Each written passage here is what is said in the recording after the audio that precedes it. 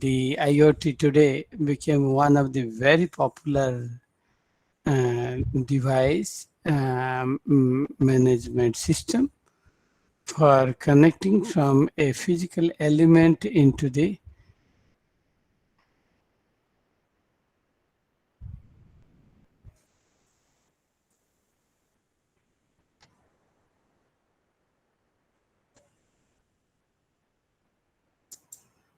just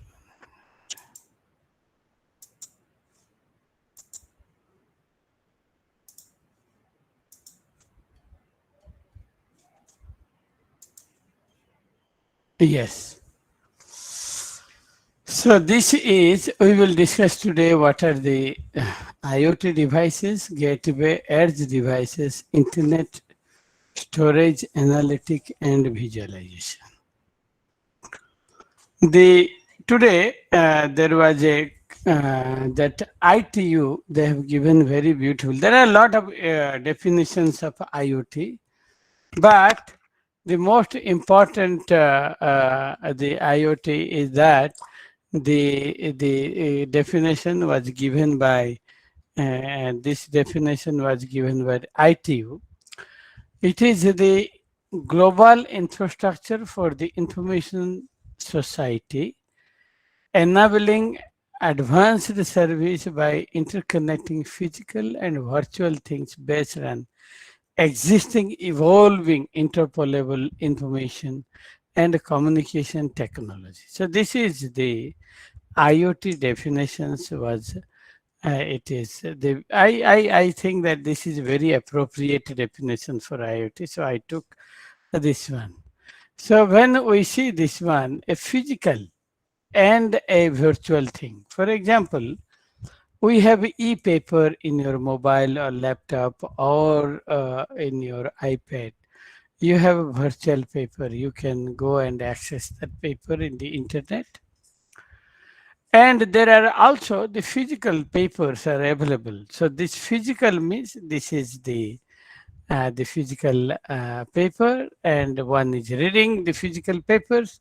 And a virtual thing means it is just an the not a physical element, but it is an virtual things. This is called physical and virtual. Another example of that online classes today is a virtual things. Okay. So although you physically present, but the audience are present virtually. Okay. So that is how the audiences are. For example, I am now speaking here. I am actually, we are talking, although I am physically present here, but you all are not physically present. So that is called the virtual things. So when this thing, but if you see that when if I am not there, if I am there in front of you, I can understand whether you are able to understand or not. What is the mood, your mood, and what is my mood? You can observe, and I can observe accordingly. The learning process is taking place between you and me. The physically presence in front of each other, that is more elaborate than or the more conducive.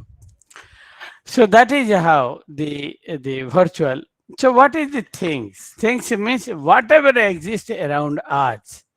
For example, you can see that around us so many gadgets, everything, all are there, and everything around us is called the things.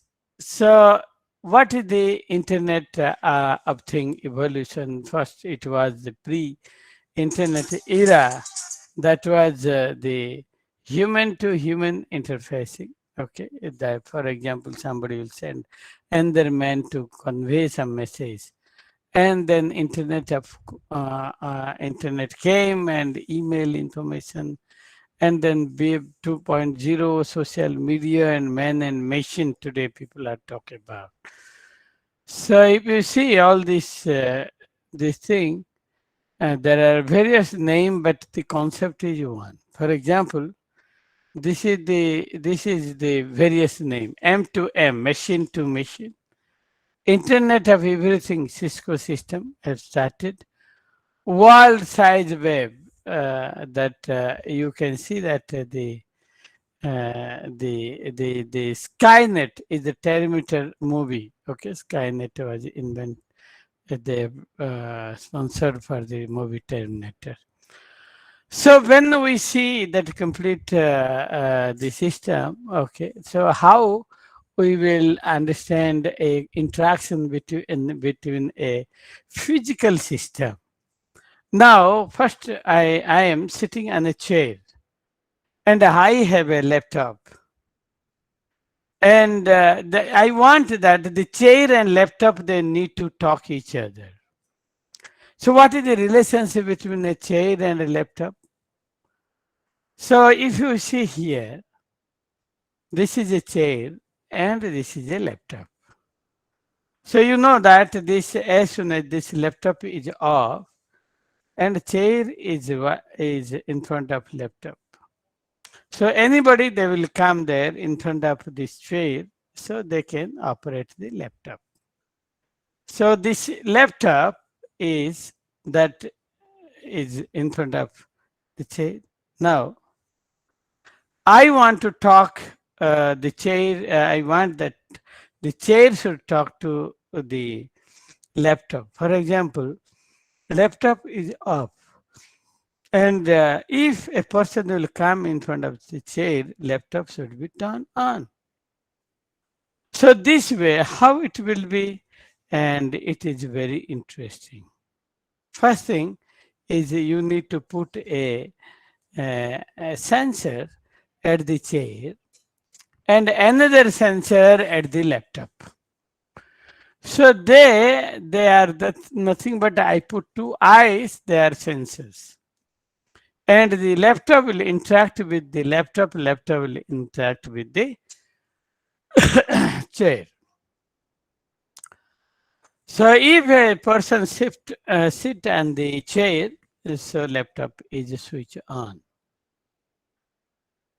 And then a very simple two physical talking each other with no human intervention. So what are the benefits? Benefit for betterment of many living things. So it could save the power, and also they can protect also the laptop. And second thing, senses the presence of human, and it gives a signal to the laptop and say, now there is a human. Why do not you switch on? So although the laptop was off, which means that you are saving lot of power, right? So you are having lot of powerful that you can able to talk each other at the same time. You can save large amount of power.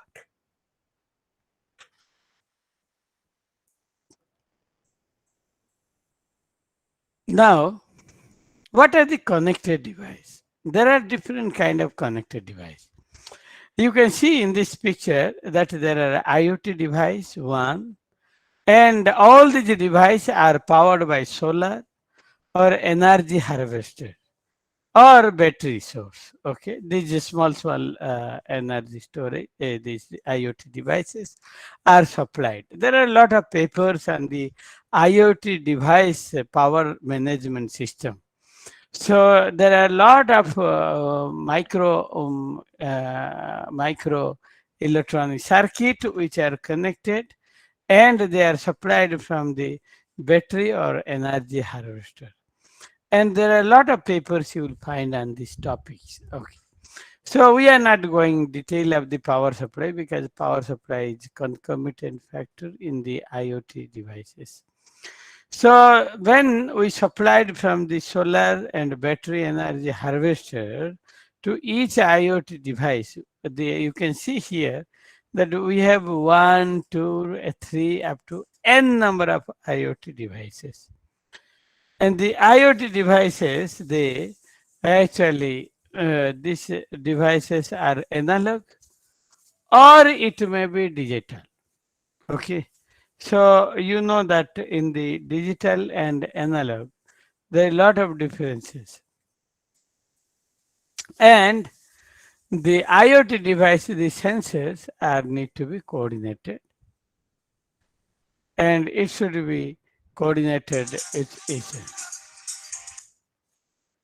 So now these are the IoT devices: IoT 1, IoT 2, IoT device 3, IoT device N. And these devices are can give you the data. They call it data. For example, the soil moisture. So you put dig a simple uh, one rod or something, it will give you this data. It can give you the temperature data of the environment. So all data they are transferring from the IoT device to the gateway. So how they are doing this one? They first when you give the command, so automatically all the data will be coming through gateway. So from the gateway we have a cloud. We can send the cloud to we can send to the cloud the data. Okay, and it is stored in the cloud and then you can also channelize your data through the edge device. Okay, now if you see here, these data are moving and it is in gateway. Gateway goes to IoT, Internet of Things, or sorry, Internet, and sometimes they compute and give back the command. You can see that the command signal is shown here by green energy or green line. That is the command signal. Okay. So this way, this IoT device became very popular. Now, there are gateway devices. You know Raspberry Pi, and Beaglebone, and Edison and Galileo based board from India, Intel. So these boards are nowadays available in the nowadays it is available. And this Beagle board and Raspberry Pi and Beaglebone. Okay, you can see here. These are some of the pictures of this gateway device, which is in the gateway. Gateway means, what do you mean by gateway? In your house, there must be a gate, which by closing that one, nobody can. So in the house, when we have first room is connected with gate.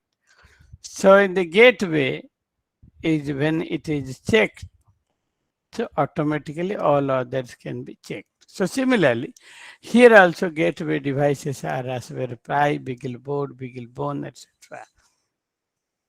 Now, if we have data, the data is given to your gateway device, this Beaglebone or Beagleboard or our devices.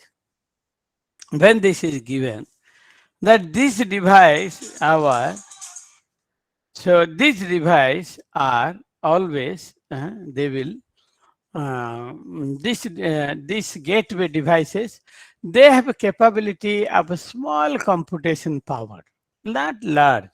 A small computation power they can do. And second one is that they cannot store. So these need to be stored in the cloud or sent to the edge device and from edge device to the cloud. So what when we get information from these devices and give the data, and the data is computed, for example, the data gateway device, the data processing you can do a little bit. It is not that that data distribution like we are doing in our server. So this is that is the gateway data processing, And for example, you are measuring the temperature. You can find out what is the maximum temperature, what is minimum temperature, and what is the average temperature.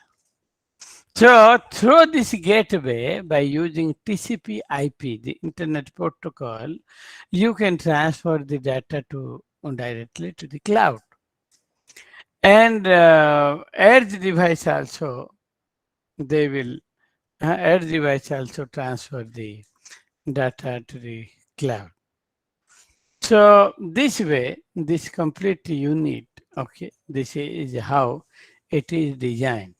And the gateway has some capability of transferring the power from the, so this is also another important thing. Now, what is the edge device? The edge device are little complex data processing unit, okay. So, so this edge device, when you get data, okay, the data is transferred for data processing and very complicated data processing. They are able to this the complicated data processing can be taken and stored. For example, some temperature data came. So this device will make a temperature data in the array form and transferred. So any kind of form you can save it and in the connected device to the cloud. Okay.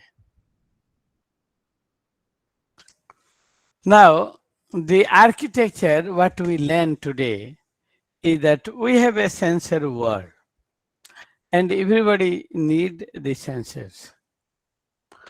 And you can see that one is I have taken out the middle transformer. This is the gateway to edge device to storage in the cloud. Then from the storage, you can take that one to visualize and analysis also. And then from storage, you go to analytic. After analyzing, it will give the visualization, how the data looks. And from storage, it gives the command. Yes, yes, these data are not proper.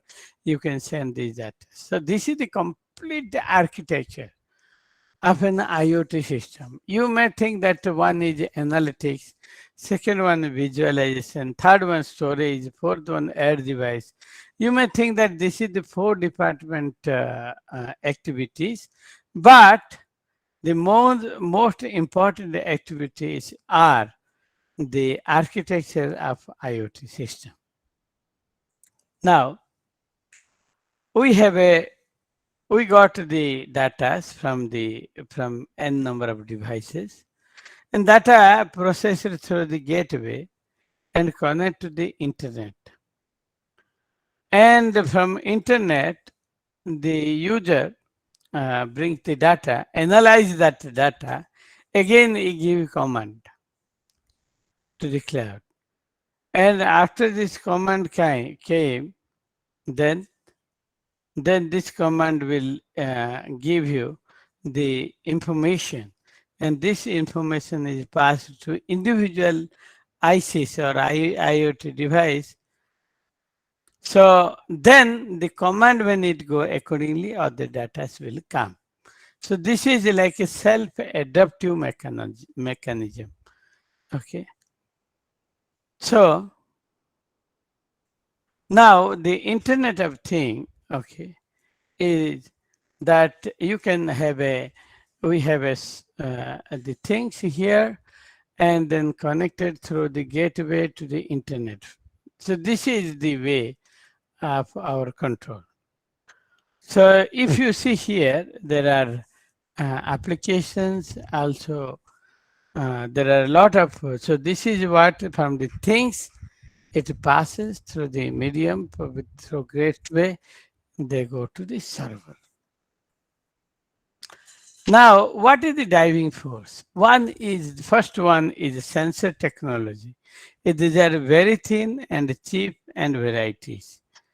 And second one, the cheap miniature computers nowadays also, they became very low cost. I remember when we used to purchase the data acquisition system for our lab, it was very costly, and now it is very cheap and low power connectivity, capable mobile device, power of the cloud.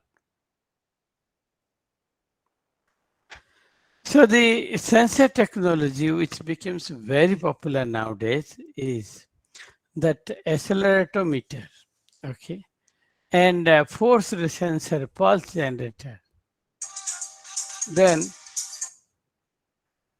these are the brief sensors technologies which is available in India and all over the world. That this is the various sensors available. Now the sensors are they are physical, biological, and image, and it is actually the sensors can give. For example, here, seven color the flash. So if you see here, this this is the what our sensor works. You can see here.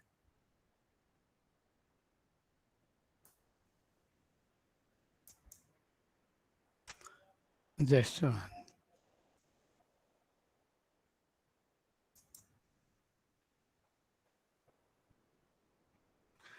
So this is the color flash, seven color flash sensor. Okay, you can see. I think this one we have. Okay, you can see here.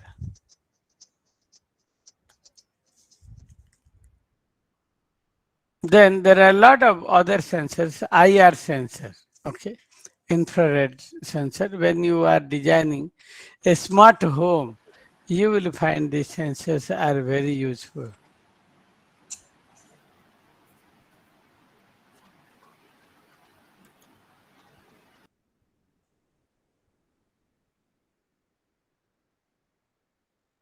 Okay, so if you see here, these are the very simple circuits where we can design. Now, linear Hall sensor, this is a magnetic sensors, convert magnetic or magnetical encoded information into electrical. So there are a lot of sensors, so I am not going in detail. Only one, two sensor detail I have got. So,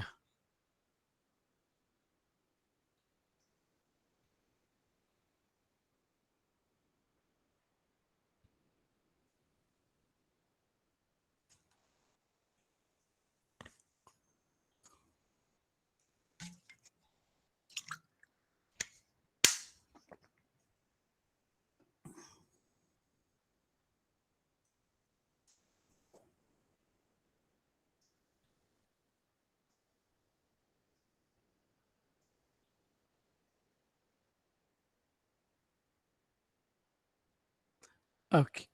So there are a few linear sensors. I am not going in detail of the sensors because you can go through that one. Now, low power connectivity is another problem.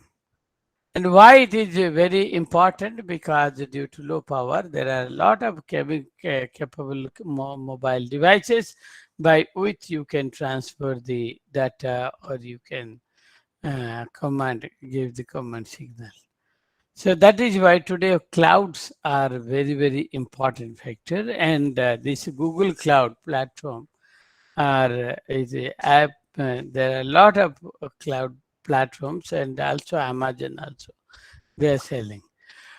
So when we want to interface with this one, for example, an air conditioning system, we have taken an example that the this remotely you want to control it.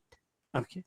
So when you want to control it, you can see here the screen remote controller is given that when this will be turned on, how it is will be done. So this thing are already started by lot of companies in the European country, that how to allot the distributed generation according to time slot. Okay, so this way we can see that this is, and here is the storage. So how to store the thing is a very important thing. And this is how we can visualize. If anything happen, you bring, and this we can see in visualization. And there are a lot of opportunities in this IoT device management system, that intelligent system for a more connected world. So this complete unit, or these opportunities will give us to explore more in this area. So first one is the communication, which is very, very important in our IoT device. And it is near to the tower, and more efficient is our this connecting device. So first one is communication, second one retail application, third one vehicle application, fourth one this industrial application, and fifth one is our health related issues. So IIT Patna, we have a small solar tree, and this tree is completely independent of the grid power, and they generate power from the solar, but through charger it connect with the through a charger it connect to the battery or the load. And this one we want that we should be this should be this uh, and this solar tree should be operated remotely, and there are current sensors and voltage sensors, and these are used, and Arduino and waterproof box. So when we want to connect these devices with the different parameters, so you can see that the solar tree is completely hardware, developed the hardware setup. And this you can see from here, there is a Zigbee, and also there is a Arduino. They both are mounted there, and they are properly managing the IoT devices. So there are many, I told already, there are many solar microgrid we connect to the different village. From there, what we do, we put our information system, IoT system, and bring that all device, and then we actually design for that. For example, this is in Toypur village, Vaishali. It was very dark in the night. So no technician want to stay there. So we developed this IoT based energy management system. And also we have a smart grid, microgrid at Patna, and wind and solar. So how to develop the connection between the wind and solar is very nicely monitored here and controlled here. So what we have two wind turbines. One is vertical, the two wind turbine, one is vertical and the one is horizontal. And this wind turbine, they will always give you power. For example, if it is a high speed, the wind turbine or horizontal axis wind turbine will work.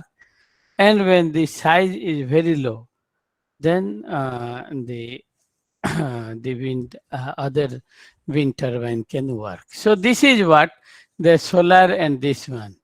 And we have also smart transmission system based on renewable energy penetration. You can see that there are a lot of renewable energies are connected here, and they are connected, interconnected to the different loads. Okay, One load is industrial drives, another load is in, another is this is for pumping system, water pumping system, irrigation system, and another one is our household.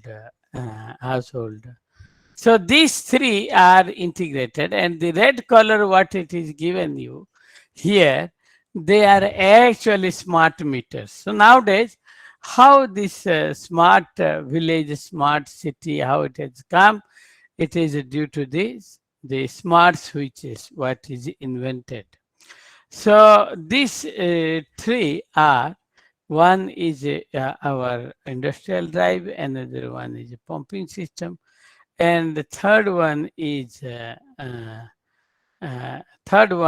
connecting to the household loads. Okay, and main is also connected. Now this you can see that it is a transmission model, and this transmission model are is you can see that it is we developed a transmission model, and we calculated from ABC parameter what is the line inductances and capacitance and the Y length and other things. So when you see a smart transmission line, this is represented a long transmission line. So long transmission line, so there are three kind of, one is short, medium and long. But long transmission line they may not give, but short and medium they are we can develop. So first thing is that how to develop the model. First model is, you can see here, this white color was, maybe I will mark it a little bit, that is very good. So anyway, this is how our we have transmission line. You can see this white color device are the smart meters, smart energy meters, and this is a transmission line.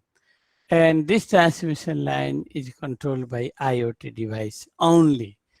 And this transmission line can behave like a single phase, three phase, half, and then you can say that this is there is a ferrant effect also. When long transmission system, you have less number of loads. Automatically, this automatically it will increase. So that is how this is our transmission system, and with different breaker. And when we install the transmission line or transmission system, you can see that how this transmission system look like. Like initially, breaker 3 is on and breaker 2 is on.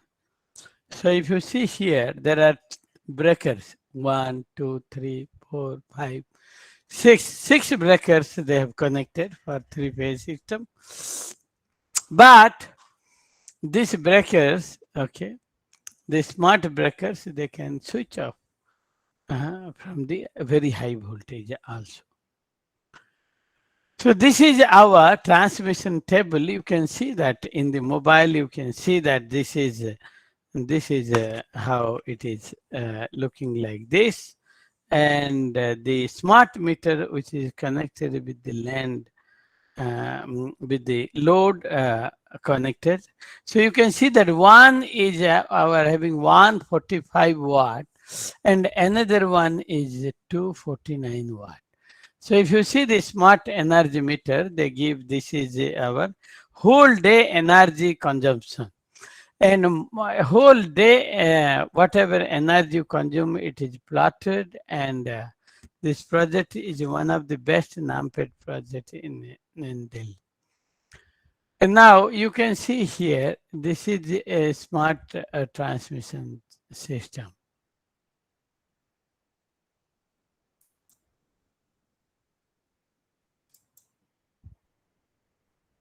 So this is a project proposal, project which we carried out. First thing is I want to show you the the smart transmission system with the IoT.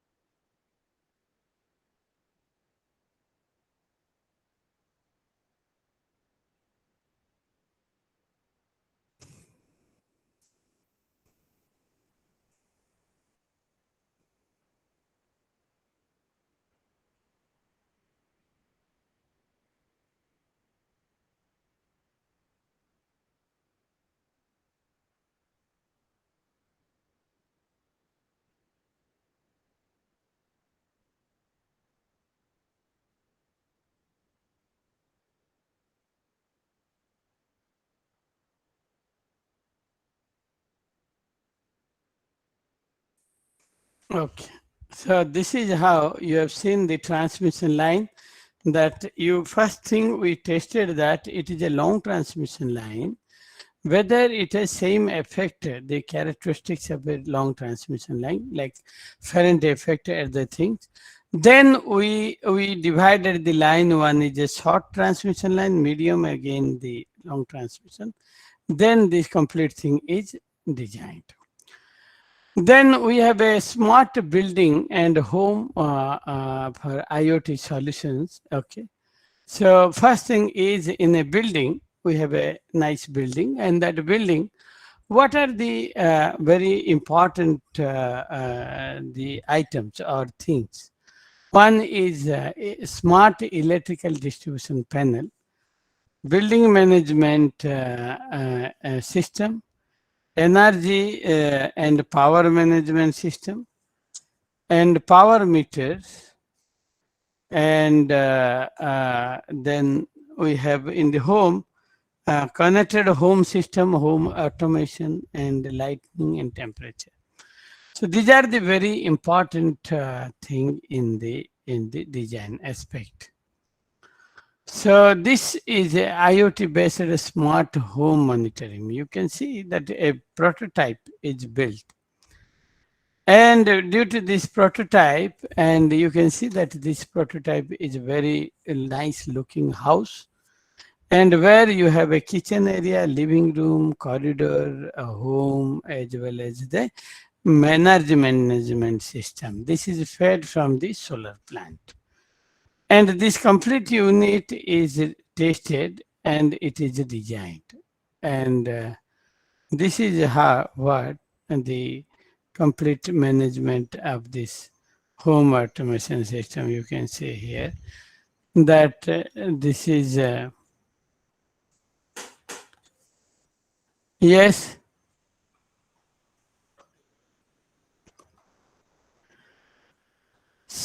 So this is our kitchen living room. This completely IoT control the smart home system, and you can see here.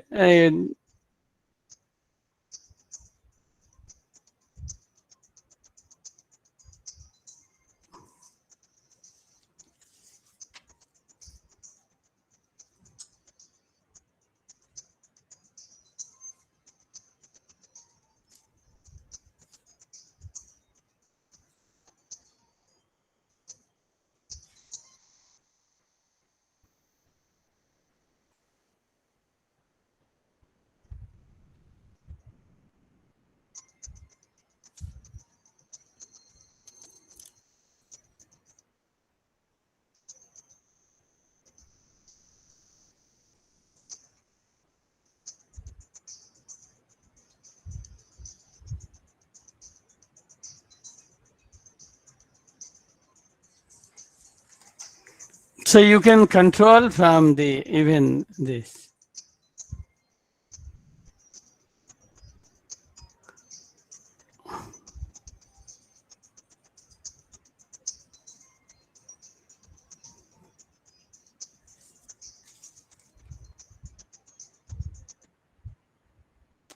So there are a lot of examples of IoT connecting, and also we worked a lot on the healthcare system also.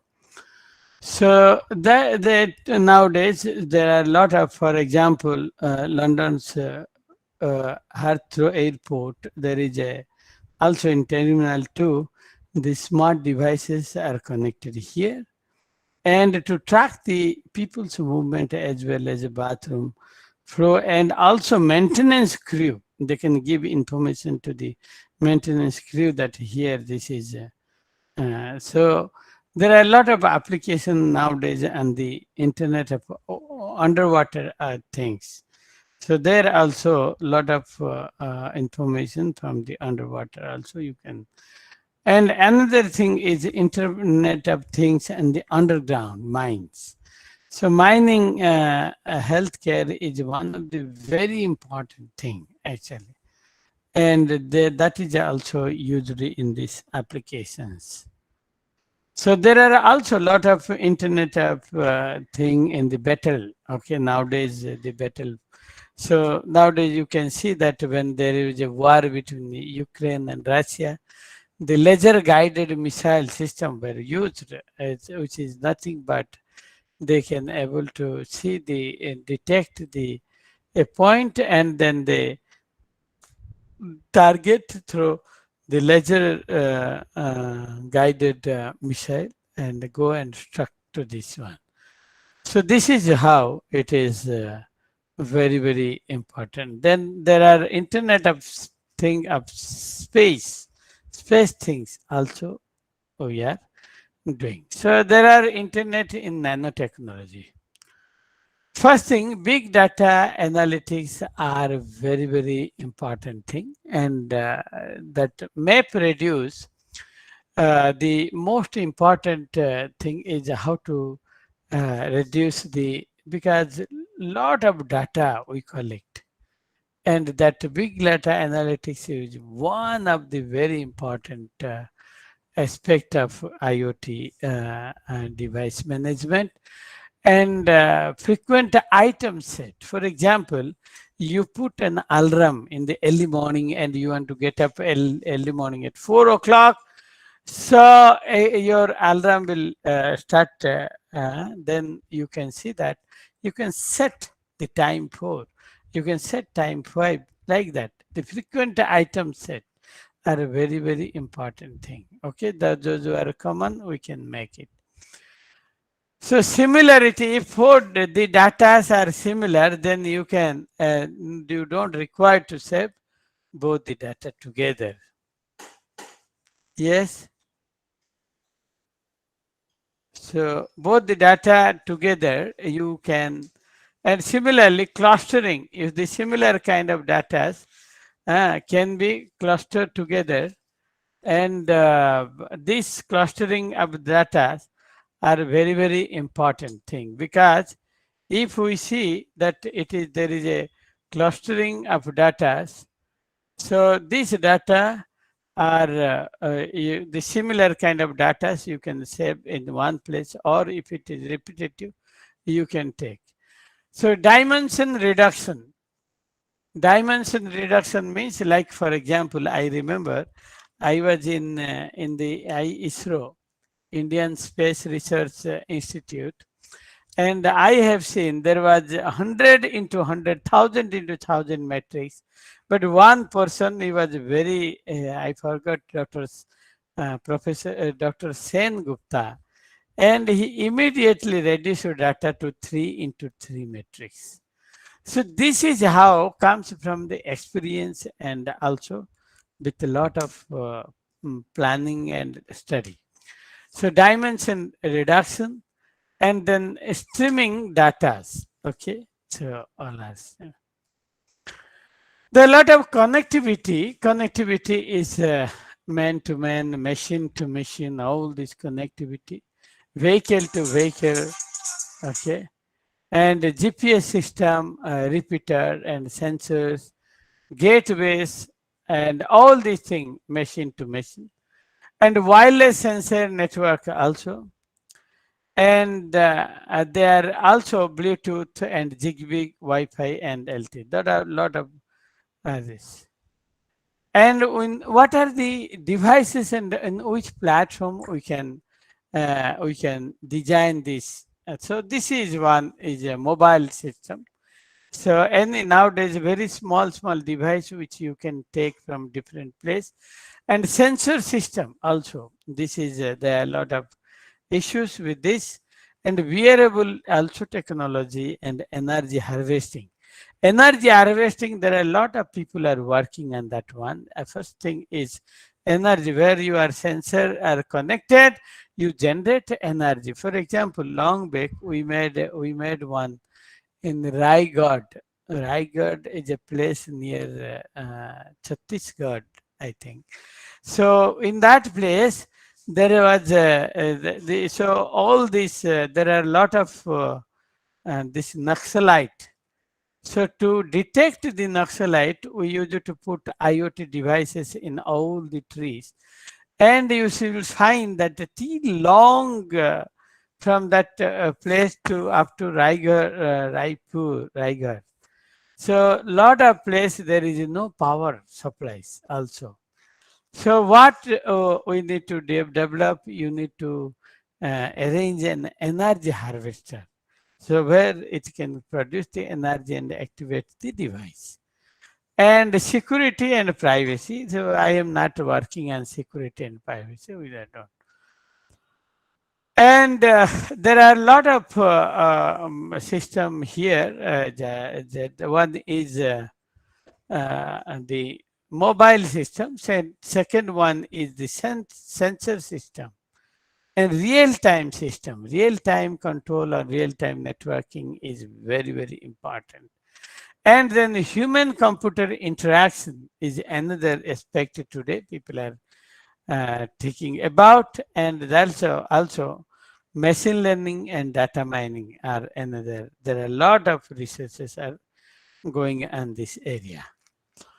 And in communication today, people are working, and already the 5G communication is on. So 5G communication is coming up. After 5G communication, you will think that you do not require a big computer or a mobile. A small strip in your hand can do all the activities what you are thinking to do. So this is how today the modern communication system is coming. And there are things always feature communication in terms of team working, and there are also wireless and wired communication system.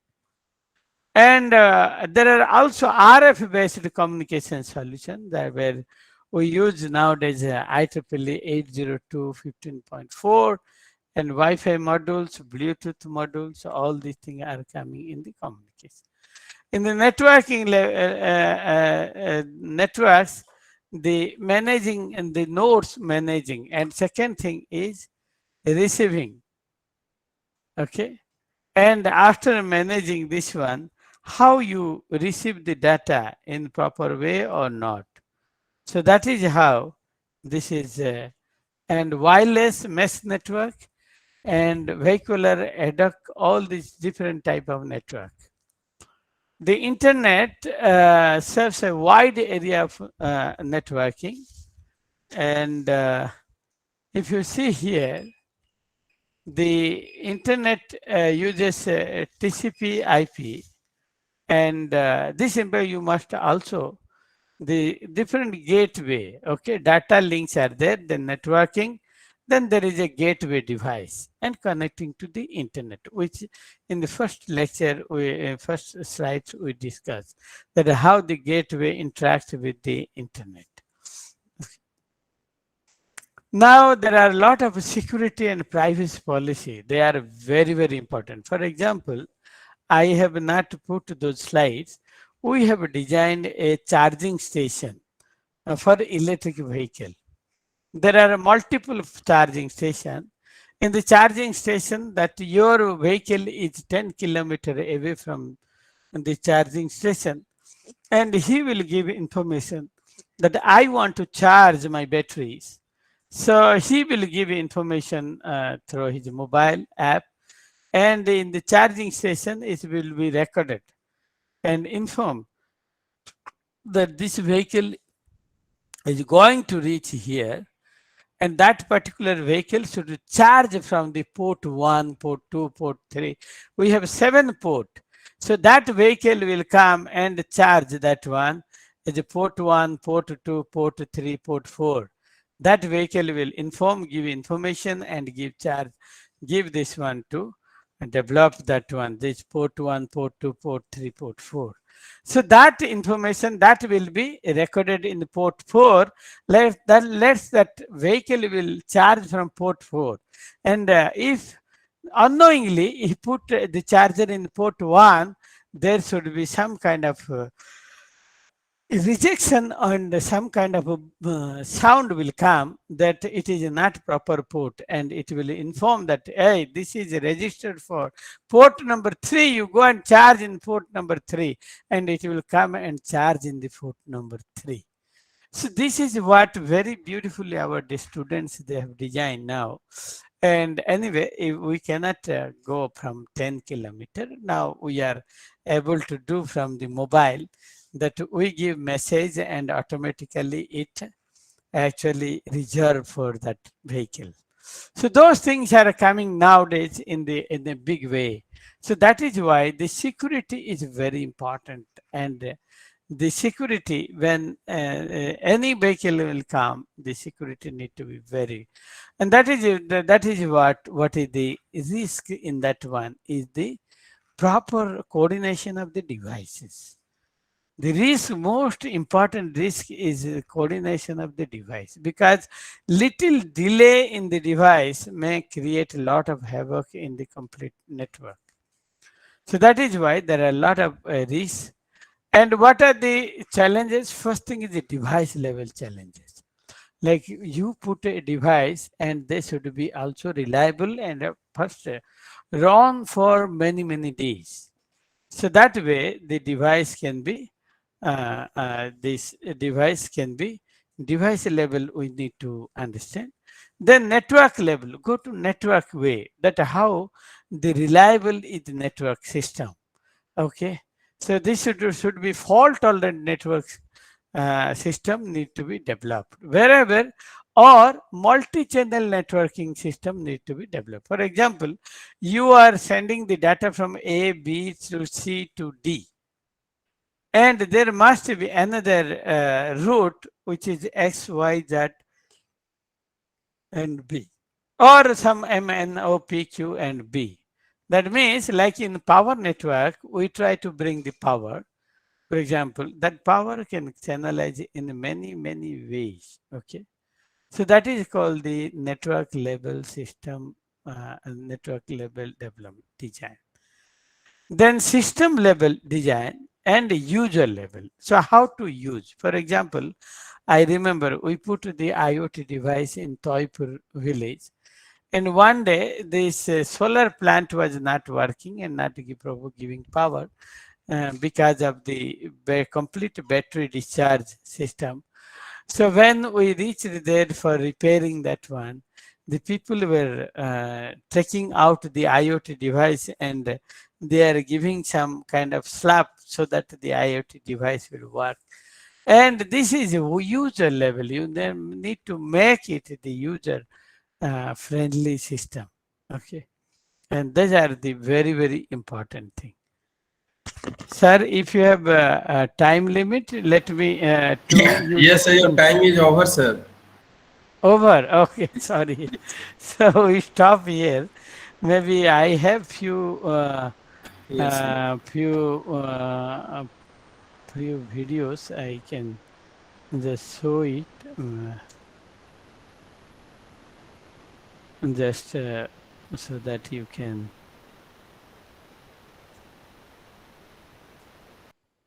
Okay.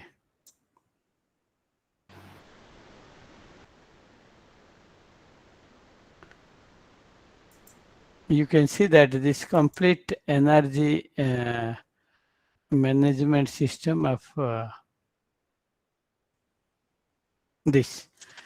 The complete management system is done by using IoT devices. So, okay. Thank you everyone for joining. Sorry, I was very late.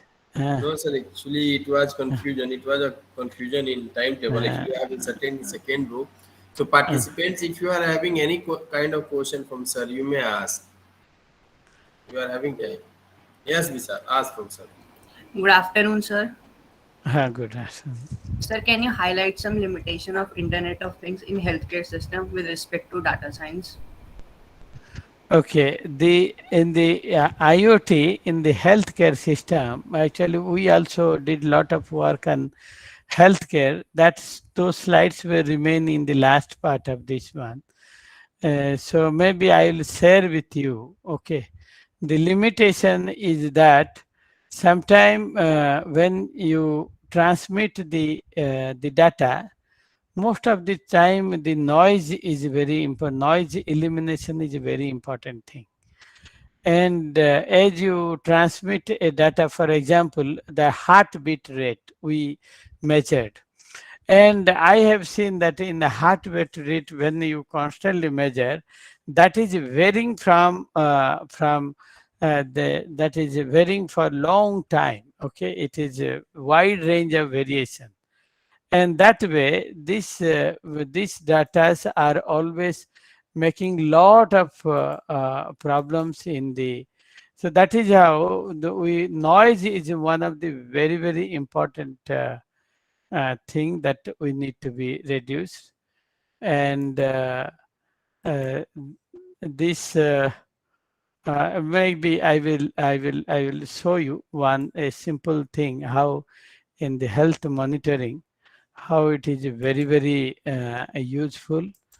And this I can show you just 1 minute in the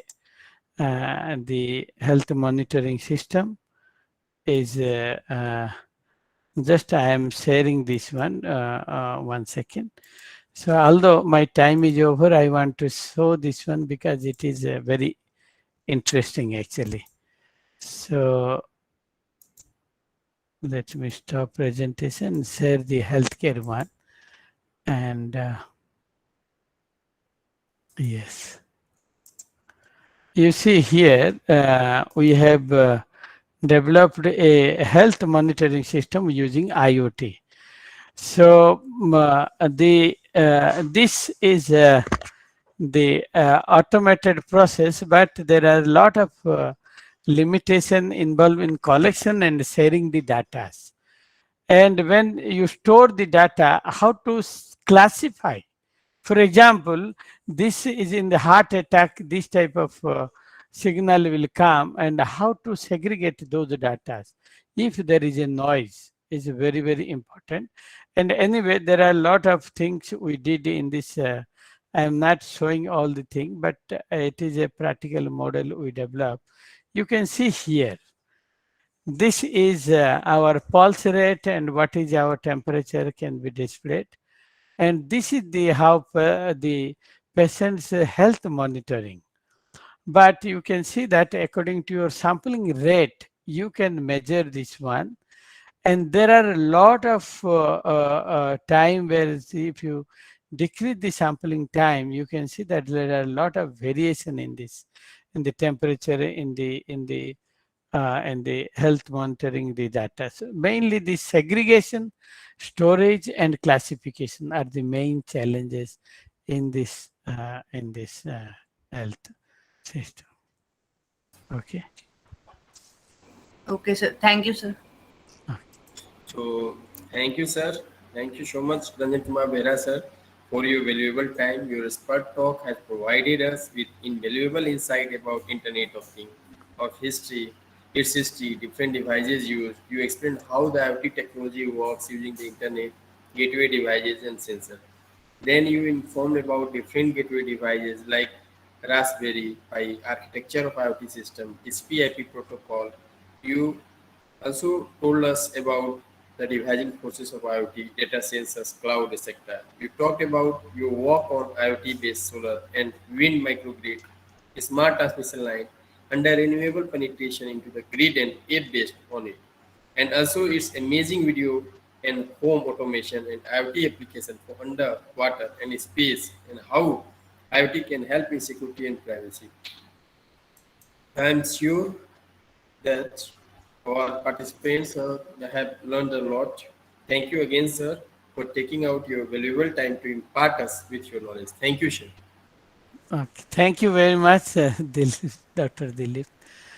Thank you everyone for joining. If you know more about this, all of you can visit to IIT Patna. We have many IoT devices. Thank you. Namaste.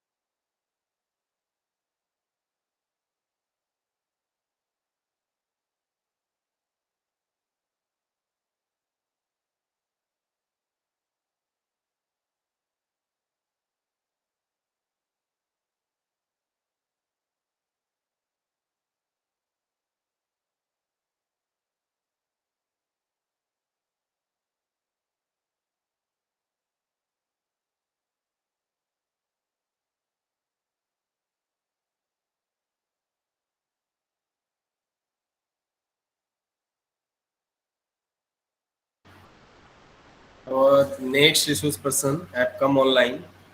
I think yes. Thank you, sir. Ajay sir, for accepting our invitation. On Thank you so behalf much, of Dilip sir. On behalf of our institute, I cordially welcome you. Sir, we are honored to have with you us. So I will introduce about our resource person. Dr. Chandrasekhar Hajar has done PhD from Birla Institute of Technology, Misha Ranchi in the Department of Computer Science and Engineering in 2017 and MCA from Ranchi University, Ranchi in 2011. In MCA degree, he has been awarded gold medal for best uh, in the Department of Computer uh, application. Currently, he is working as an assistant professor in the Department of Computer Application at NIT Jamshedpur. He has published more than 30 research papers in journals, conferences of international rating. Apart from these, he has published 5 international patents as a co-inventor. His primary area of research include data mining, machine learning, dimension reduction using nature-inspired algorithm, deep learning, data analytics, intrusion detection system, etc. He has extremely worked on data classification and feature selection.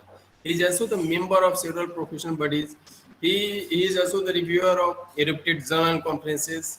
He has given many expert talks in conference, workshop, seminar. Sir, it's an honorable moment for our institute to have your prestigious moment. In today's event, we are truly inspired by your deeds. I hereby request Dr. Chandrasekhar Azhar, sir, to enlighten our minds with his expert talk. Sir, please welcome. Okay, thank you so much, sir. Okay.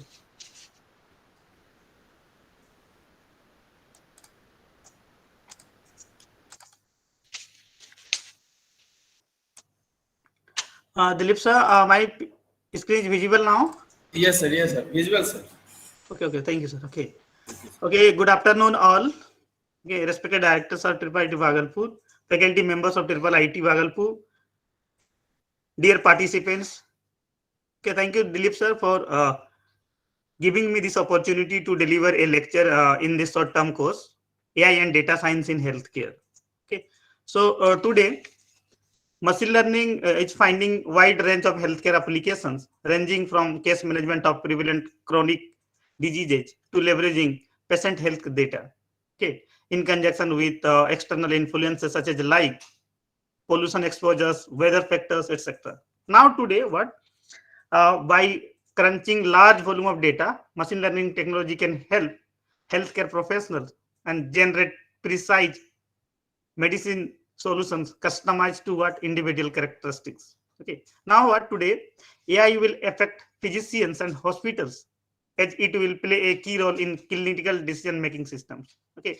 And also what it enabling earlier identifications of various diseases.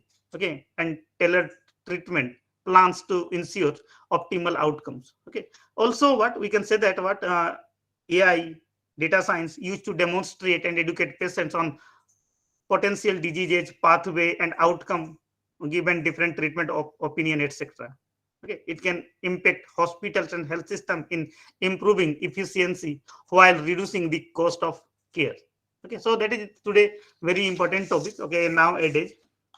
Okay, before going to discuss about our content here, let's see like in the previous 2 years we observed that uh, the COVID cases increases. Okay, delayed, and that is what the reason is delay in COVID test reports can lead to spread of infections, and that is statement is given by the what different health experts. Okay, even you can see another news that is staff crunch, high volume of samples delay COVID reports, and that is what somehow what that is due to delay in testing. Okay, but if in such situations if you use machine learning based system, then definitely what that will going to give results in even fractions of seconds.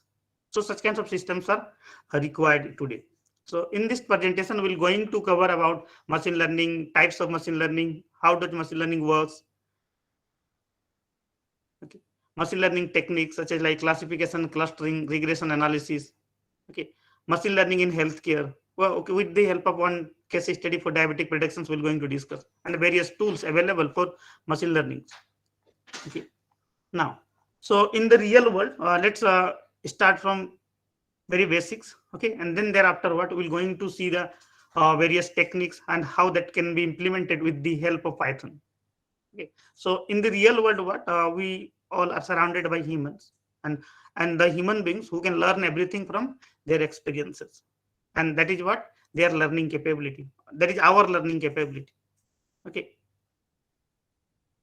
but here one question arises: can machine also learn from experiences like human being does? So the answer is yes, and that can be done with the help of one second machine learning. Here machine learning is helpful in learning from the past experiences. Okay. Then what is machine learning? So basically what machine learning is subfield of artificial intelligence that is mainly concerned with what that allows computer to learn from the data, and that is from the past experiences on their own. Okay, and author Samuel says coined that particular term, introduced that particular term, and defined that machine learning enables machines to automatically learn from the data and improve the performance from experiences and predict things without being explicitly programmed. Later on, what we're going to see about what is the meaning of the without being explicitly programmed. Okay, I will explain how machine learning is different from the traditional programming. That is given in the next slides. Okay. So basically, what in the layman term, what we can say that machine learning teaches computers to do what comes naturally to the human beings, and that is here learn from experiences, and at the same time what system improving its performance over time. So basically what the performance of the system that will fully depends on the what the type of qualitative data we given input to that particular simple system. Okay, so with the help of what sample historical data, and that is known as here training data. Okay, so based on the training data, the machine learning algorithm build, generate, or develop a mathematical model or system, and that particular systems will be used for the purposes of predictions or decision making. Okay, so machine learning construct or uses what algorithm that learn from the historical data. So will provide more the data, then the performance will be better. If will not be able to use that particular data proper way, then definitely what the system will not give much more accurate result. So here like we have to do pre-processing. Okay, then feature selection. Okay, outlier handling. These things are required. We have to do. These are the pre-processing techniques. Other also pre-processing techniques are also there. So before that, what we have to do that, like you have to solve the problem of class imbalance, etc. Now, so how machine learning is different from traditional programming, like C, C++, or other programming languages. So basically here, in the traditional programming, that refers to what? Any manually created program that uses input data and runs on the computer to produce the output. Here in the diagram, you can see traditional programming such as like C, C++, Java, or other programming languages. In the program, you have to give input data and that will going to generate output. Whereas in machine learning, okay, input data and output both are fed. Input and output, that is input here. Okay, and also one machine learning algorithm. The input and output are trained with the help of machine learning algorithm. That will depends on the type of algorithm we are using. If unsupervised learning, then data does not have any output. Okay, so input data and output are fed into the algorithm to create a program. Okay, and this yields powerful insight, and that can be used to predict future outcomes. Such as like here, if I'm giving input like 2 and 3, then that will going to generate output 5. Whereas if I'm giving 2 and 3 and output is 5, different samples like inputs are like 2, 3, then output will be 5. Okay, 1, 4, 5, 6, 8, 14, 9, 5, 14, likewise. Okay, so what a machine learning algorithm will going to do, it will going to map input and output, and accordingly what it will going to generate some models or generate some rules, you can say. Okay, like here addition that will going to do, and whenever will provide some new inputs like 3 and 5, automatically what it will going to predict output as of 8. So it will going to generate some programs, models, rules, etc. based on what intrinsic relationship in between the input and output, and that will be automatically done by the program. Okay, that algorithm. Okay, so that's why in the very first alert, why what I said, this one, without being explicitly programmed. Here, the programmer has not written about that 2 plus 3 equal to 5. Automatically, what the program maps input and output, and accordingly that generates that what here some addition operation is taken place. Likewise, so that is actually not a machine learning, but for explanation purposes I discussed. Okay, so this way what that generates the program, and that particular program is used for the purposes of predictions or decision making. Now, then question arises here, how does machine learning works? So machine learning system learn from the historical data in the very first slide I said, and it builds the predictions model. Okay, and whenever it receives a new patterns, it provides the output. Okay, so here you can see here input data are provided. Okay, that may have n dimensions like n attributes. Okay, and one machine learning algorithms feed the data to the machine learning algorithm. It generates a logical model, and whenever we are going to provide a new data, it predicting the output, such as like here I provided x and y, here that is the output. Okay, suppose any value like m, n, and output is p. Okay, a, b, output is q.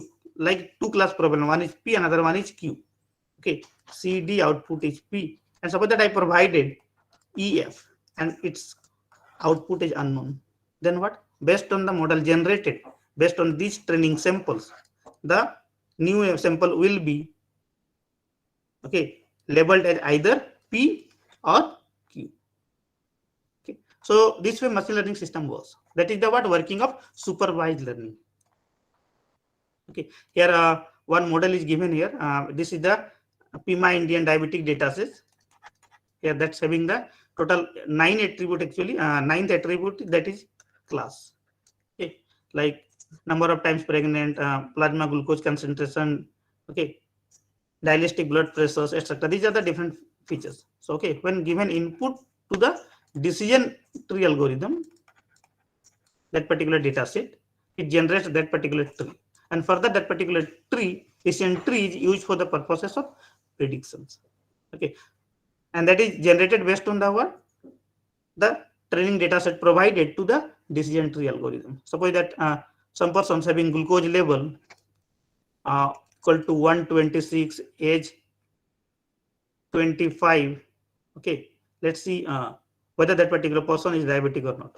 Okay, so glucose level 120, so that path will going to, okay, now age 25, so that is less than 30, so that particular person is non-diabetic. Similarly, what you can explore, and through that particular we can generate the decision rules. Okay, now, so here already I discussed that what more data will provide, it will going to give us the better results. Okay, so machine learning algorithm finds the natural patterns in the data and that generate insight and help you to make better decision and predictions. Okay, these are the various applications where extensively used, such as like critical decision in medical diagnosis, stock trading, energy load forecasting, and so on. And nowadays also what media sites rely on the machine learning to sift through millions of opinions to give or recommend movie or songs. So these are the some terminologies like AI, machine learning, deep learning, and ANN. Okay, so here in that particular diagram it shows the relationship between these four popular terms. Okay, neural network is subset of deep learning subset of machine learning, and machine learning is the subset of artificial intelligence. AI that simulated intelligence that tries to mimic human actions or decision making. Human actions or decision making into the system. So basically what it is, you use to develop intelligent system. Those system what think like human being, that act like human being. Okay, and that must be rational. Okay. Machine learning that uses the statistical method and that enables computer to learn from data without being explicitly programmed. Deep learning, that is the field of ML, and that uses multilevel neural network in their architecture. Now, ANN that uses the processing of the brain as a basis. Okay, that is influence from the working of human brain, and processing of the human brain as a basis to develop the algorithm, and further what that can be used to model the complex patterns and predictions problems. Okay, Dilip sir, am I audible? My voice is clear and loud? Sir. Okay, okay, okay. Yes, sir. Okay, okay. Now let's see about the machine learning life cycle. So that starts from the what, gathering data to deployment of the machine learning system. So first phase is gathering data, second phase is data preparations, third is data wrangling, fourth data analysis and training the model. Then thereafter what, performance evaluation of the model, and finally if the performance level is acceptable, then what, that particular system is deployed in the client side. So let's see the what is the meaning of the gathering data. So in gathering data, it identify the different data source. Okay, as data can be collected from the various sources, such as like that from the files, that from the databases, from internet, or with the help of different mobile devices or any other kinds of sensors. After collecting the data, we have to pre-process that particular data, so that what, further that particular we utilize for the purposes of decision making. So here what we need to understand the characteristics, forms, quality of the data. Okay, we need to find out the correlations, general trends, and outliers patterns in the data set. Now, then data wrangling, it is the process of cleaning the data, selecting the variable to use. Maybe what, if you're going to extract the features from the data set, then what, you can extract thousands of features from that particular. Okay, and might be what, some of the features are not much significant. In such scenario, what, if you're going to use such features, then what, your performance may be reduced, or that model may take much time in training.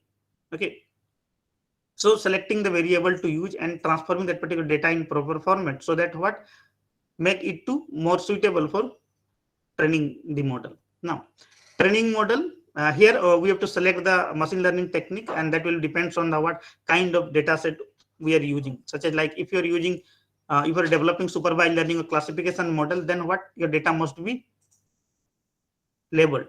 Okay, if you are using regression algorithm, then what, your data must be that class level must be numeric. Cluster analysis, that data must be unlabeled, etc. So after selecting the classification technique, then what, build the model based on the provided or preprocessed training data. Now after that, generating the model, we have to test the model. Okay,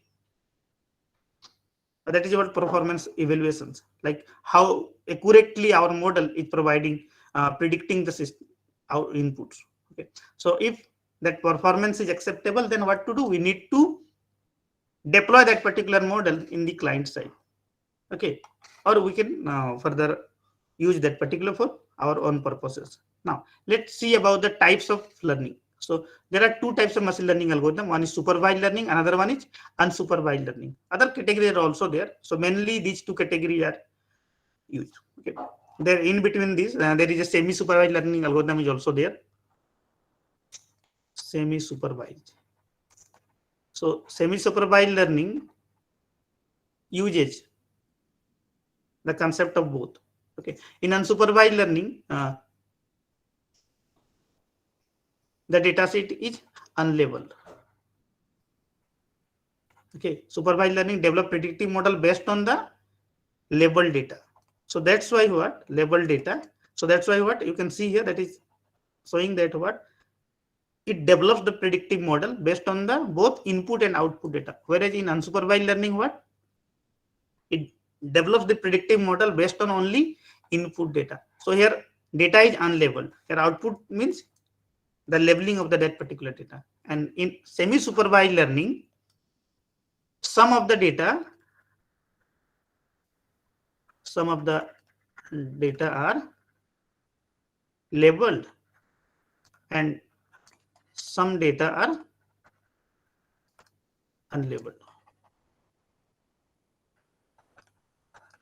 Okay, so clustering is a kind of unsupervised learning. Okay, supervised learning are again categorized into two categories: classification as well as regressions. Okay, so these are the types of learning algorithm. Now let's see how. Okay, already I discussed about unsupervised learning model from unlabeled data, and whereas supervised learning model form from labeled data.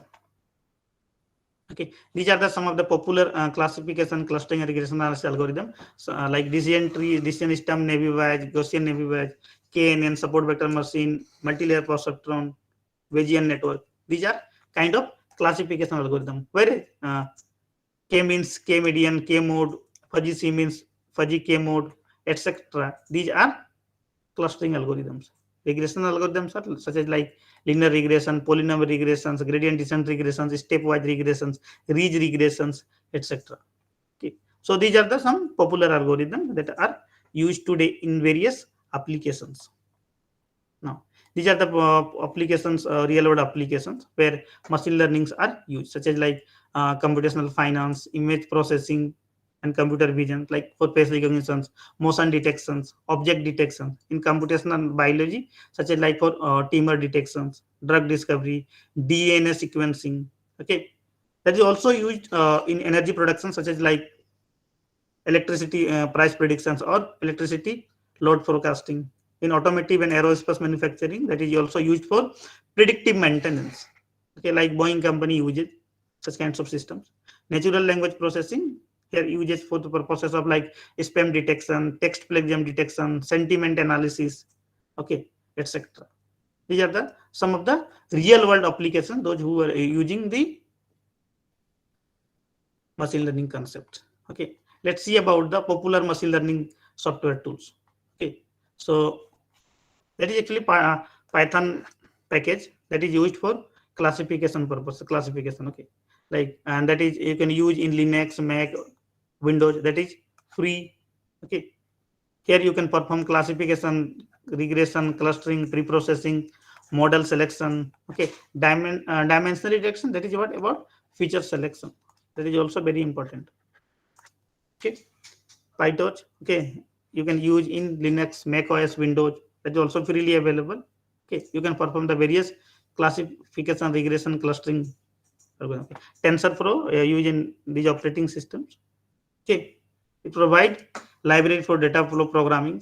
Okay, Weka, that is GUI based tools. Also, you can use that particular in Linux, Mac OS, Windows. That is freely available. Okay, you can perform the data preparation like data preprocessing, classification, regression, clustering, data visualizations, and association rule mining. Other popular tools are such as like Nime. Also, you can use that particular in Linux, Mac OS, Windows. Okay, that is freely available. And okay, like Google Colab. Okay, actually, what that is very easy. Okay, simply you can use Jupyter Notebook here. Okay, that is freely available, and it supports libraries of PyTorch, Keras, TensorFlow, OpenCV, etc. Okay, you need not to install libraries or other things. Already, all those things are available in Google Colab. Apache Maverick, that is also cross-platform. Okay, freely available. You can perform the various tasks such as like pre-processing, regression, clustering. You can develop the recommender system. Like a recommender system, like you have seen that whenever you are going to browse some product in e-commerce websites such as like Flipkart, Amazon. Okay, suppose that you browse one book like machine learning.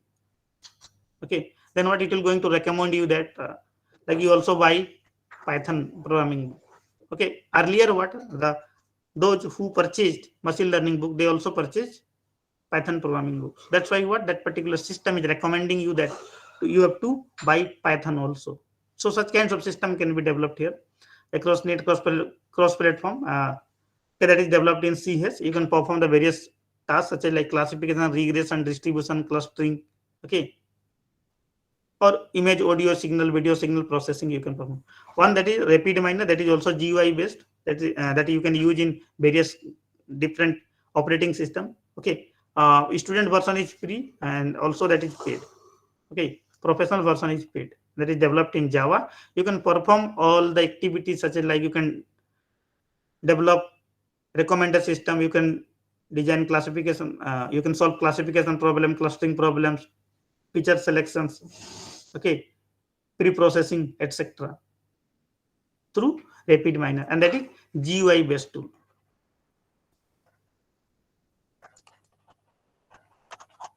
Okay, so today whatever the code I will show, that is based on the Jupyter notebook. So you can execute that particular code in Google Colab. So at the end of the class lecture, I will share the PPT, and based on this you can implement that particular.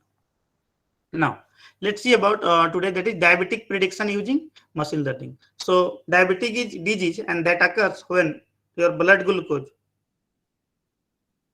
and that is also called blood sugar, is too high. And blood glucose is our main source of energy, and that is comes from the food whatever we are consuming. So insulin, a hormone made by the pancreas, helps glucose from the food get into our cells to be used for the energy. So diabetic can what lead to the chronic damage and dysfunction of the various tissues, especially what that will going to damage eyes, kidneys, heart, blood vessels, nerve system, etc.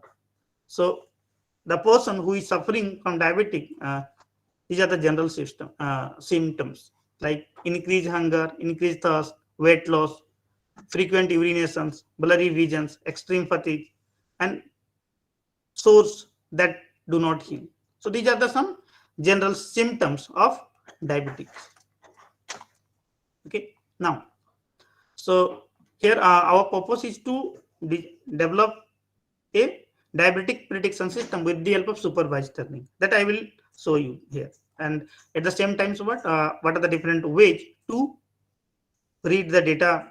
Okay, different techniques how we can use, how to pre-process the data, how we can develop a system that is with the help of different models. Okay, so with the help of development of living standards, what diabetic is today increasingly common in the peoples in the daily. So in medicine, diagnosis of diabetes what according to fasting blood glucose and glucose tolerance and random blood glucose level. So medically they are doing after finding this value, and that is predicting that what the person is suffering from diabetic. Okay. So the earlier diagnosis is what obtained and much easier we can control it. So machine learning can help people make a preliminary judgment about diabetes.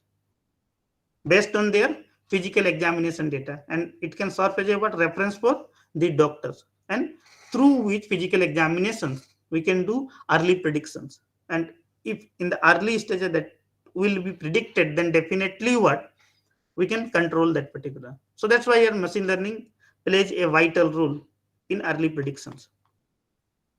So here I taken that particular data set from UCI repository. Okay, that is PIMA Indian diabetic dataset, that is having total 9 number of attributes. Out of 9, one is class level, whether that's domain is either positive or negative. Okay, so in that particular data set, all the patients here are female at least 21 years. Okay, the data set consists of several medical predictor value and one target value. That is the target variable. That is the target variable. Okay, predictor variable include the number of pregnancies the patient has had and their BMI, body mass index, insulin level, age, and so on. So these are okay. Plasma glucose concentration. Okay, blood pressures, skin. That is dialytic blood pressure, skin. Okay, triceps skin fold thickness, insulin 2-hour serum insulin, mass body mass index, pedigree functions, diabetic pedigree function, and age of the individuals. Okay, and here these are the domains. In between these values are okay, like age that is between 21 to 81. Whatever the samples taken from the various females, okay, their age ranging from 21 to 81. Okay, and based on this, what the each and every samples are labeled either tested positive or negative. Now, so how to do that? Here, because time is very less, so that's why I kept all the concepts in PPTs only. Okay, I will tell that how you can execute that particular. Easily you can do either installing Anaconda or other Python tools in your systems or through online mode. So here I used Jupyter Notebook. Okay, first of all, what you need to install Anaconda IDE. Okay, or you can just go to the Google and type Google Colab. Okay, so that will going to open like colab.google.com. Okay, and here then thereafter in this Google Colab you can go to the file section.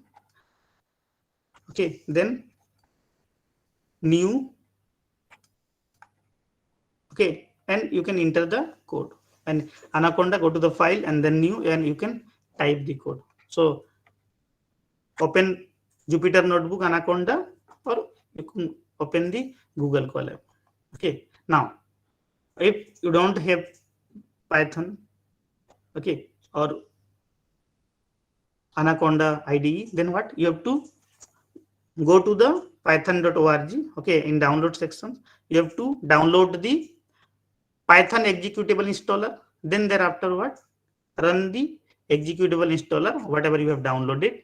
Then thereafter what, you have to verify Python was installed on your Windows or not. So that can be done simply. You have to open the command prompt, and in the command prompt you have to type Python, or simply you can type py, and that will going to tell you the version of the installed Python. Okay, now pip you have to install, verify whether pip is there or not. Pip, that is the package management utility in Python. Okay, so simply open command prompt and then type pip hyphen version. Okay, so that will through which you can verify whether pip was installed in your system or not. Okay, now if pip is installed, then you can install various packages. Okay, like numpy, and that can be installed using pip install numpy. Pip install, that is the package name. Okay, pip install scipy. Okay, and pip install matplotlib. Matplotlib is used for the plotting the various plots such as like histogram, scatter plot, etc.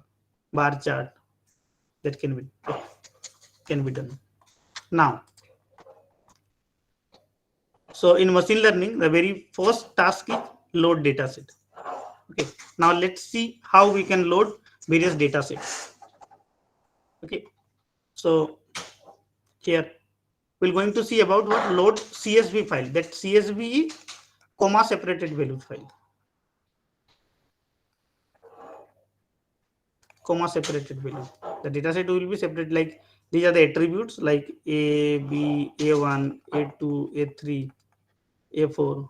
Okay. Here corresponding values are separated with the help of comma like A1, 2, 3, 4, 5, and last one will be the class level like positive or negative this way.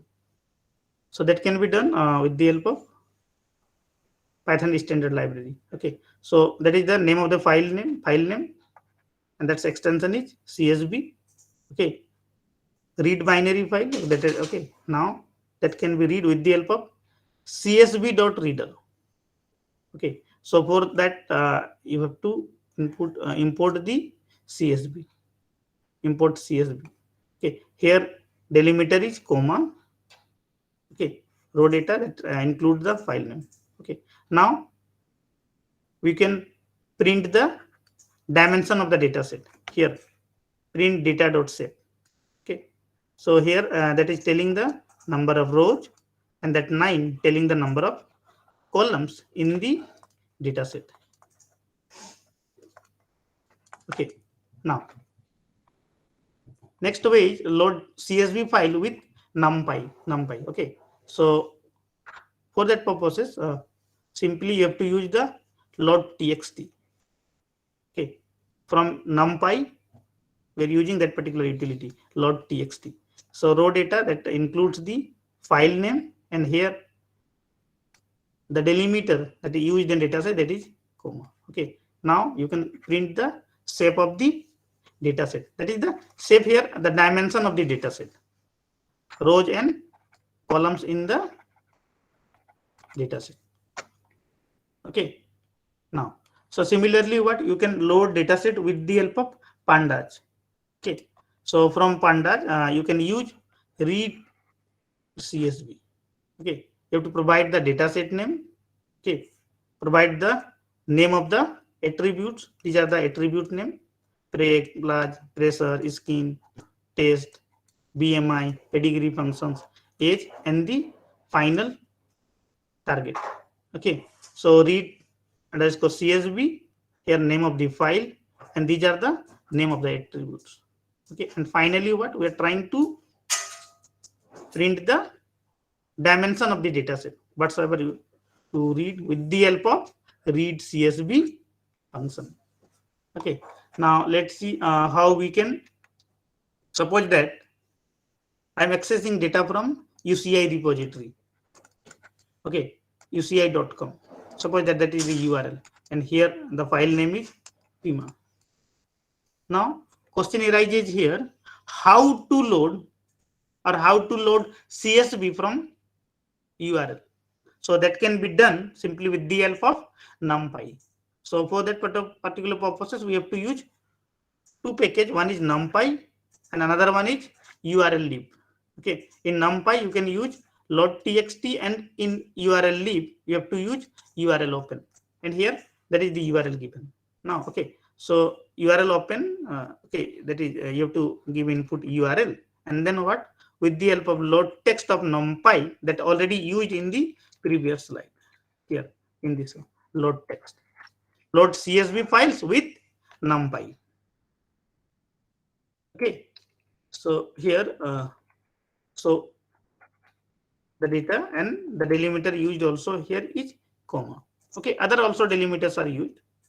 Okay, and finally what it is printing the dimension of the data set, how many numbers of rows and columns are there in the given CSV file. Now again that can be done with the help of numpy. Okay, that is also already we discussed.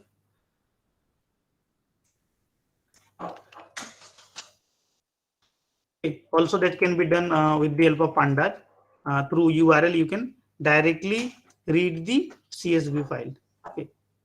So for that particular purpose, you have to use read CSV. Here you have to provide the URL from where you want to access the CSV file, and then these are the attributes. And finally, what is it? Printing the dimension of the data set. Okay. Now, so what we discussed, how to read data set through standard library through using NumPy or using pandas. Okay. Also, we discussed about what? How to read CSV data from directly from URLs. Now, the second page is industrial data with descriptive statistics. Okay. So, we're going to analyze the data, review the dimension of the data set, review the data type of the attribute, summarization and the distribution of the instances across classes in your data set, like how many positive and negative samples are there. Okay, correlation analysis. Okay, how what are the different attributes, attribute types of each and every columns. Okay, how many rows and columns are there in that particular data set, etc. So we're going to analyze the data set here. Okay, so first of all, what like suppose that I want to view only 20 rows. Okay, you can review the first 20 rows of your data using the head functions. Okay, so that can be done simply. This already I discussed up to this. This is the file name. These are the attributes name. Okay, now we are reading the CSV file. Okay, now with the help of data.head. Okay, 20 number of rows you want to display. Okay, so that if I'm providing 5, then what it will going to display first 5 records of the data set. If I'm providing here 10, then what it will going to display total first 10 records of that particular data set. Okay, so here given 20. So first 20 rows are displayed. Okay, now dimension of the data set already we discussed in the previous slides, like that can be done with the help of data.save. Okay, data.save, and that is displaying the number of rows and number of columns. Now data type for each attribute. Okay, so for that particular purposes, these things are same. That is the name of the file. These are the name of attributes.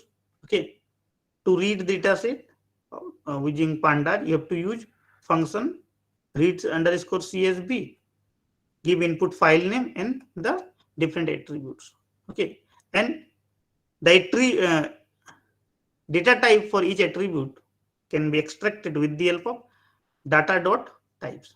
This is the whatever the data we accessed from the CSV file. So these dot D types that tells the data type of each attribute. Like pregnancy data type is integer, plasma glucose level its type is integer. Okay, dialytic pressures its data type that columns data type is integer. Skin thickness its data type is integer. Okay, test. Okay, BMI it's of float type. Pedigree functions its type float. Age that is of integer type, and finally class. So that is also integer because what that is either 0 or 1. That will be either negative or positive. Okay, 1 means what? The person is suffering from diabetic, and 0 means not suffering from diabetic. Okay, so if you observe that particular data set and their attribute, okay, so here most of the attributes are integer, and only mass and pedigree functions are of type float. Okay, now let's see states of the given data set. Okay, so here for that particular purposes, you have to import the set option from pandas, and for reading the data set, for read CSV, you can read that from the pandas. File name of the attributes. Total 9 attributes are there. Out of them, 8 are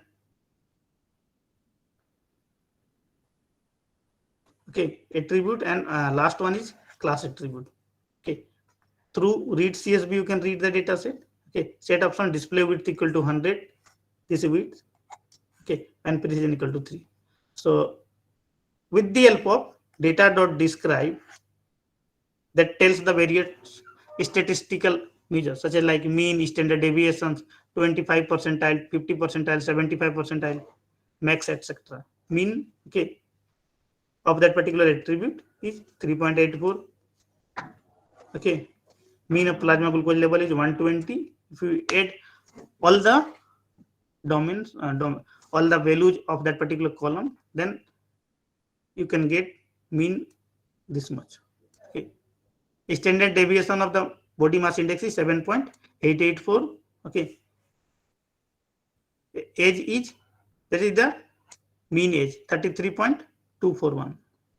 It's in class.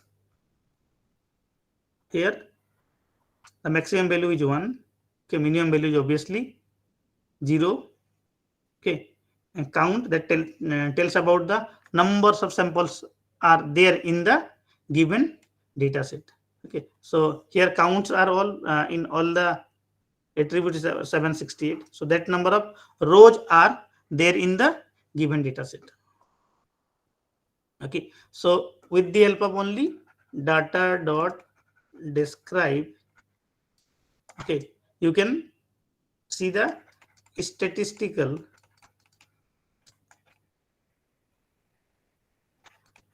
summary of the data set. And the statistical summary include mean, standard deviation, 25 percentile, 50 percentile, 75 percentile, and max. Now, class distribution. That is also very important concept here. Suppose that if you're developing a model using label data, then you must aware of the class distribution. How many samples are there for class 0 and how many samples are there for class 1.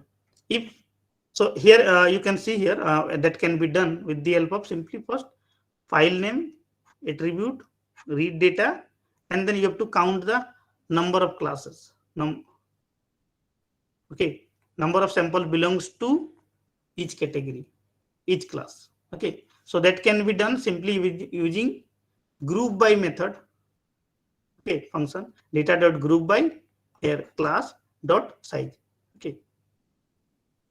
So here you can see total 2 classes are there in the PIMA Indian diabetic data set. One that is 0. So total samples that's having 0 class, that is 500, and 1 that is 268. So you can see here that data set is unbalanced.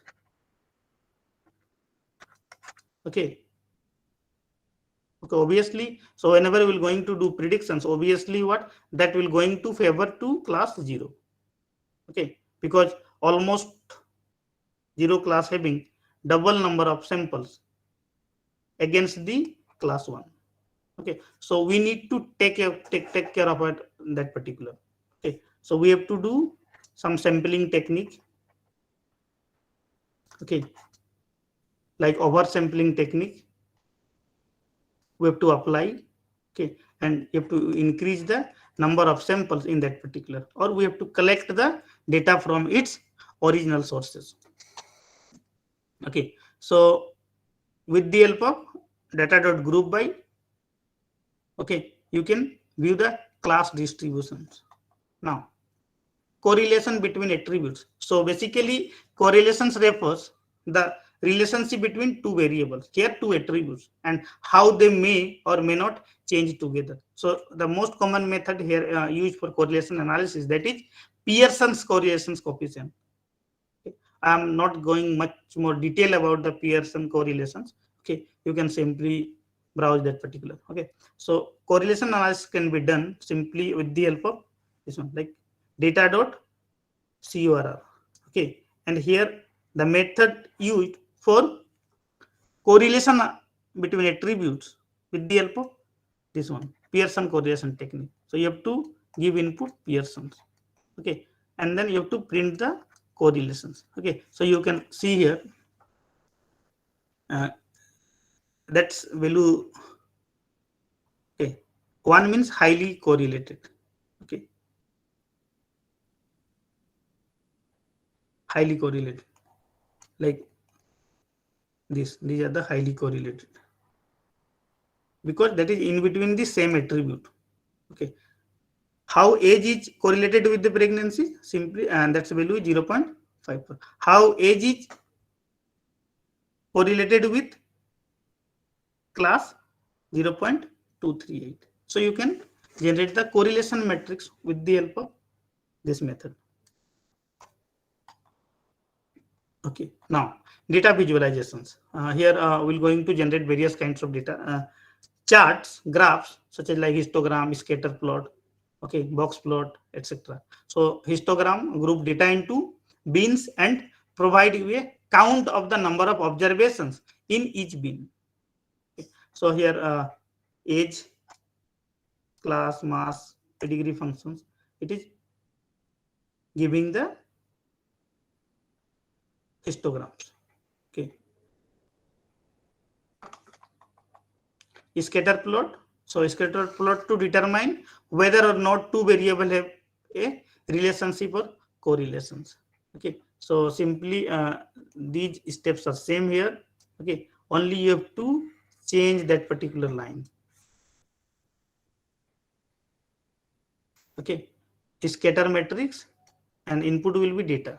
Now pyplot, for that particular purposes you have to use matplotlib package, and in this what you have to use the pyplot.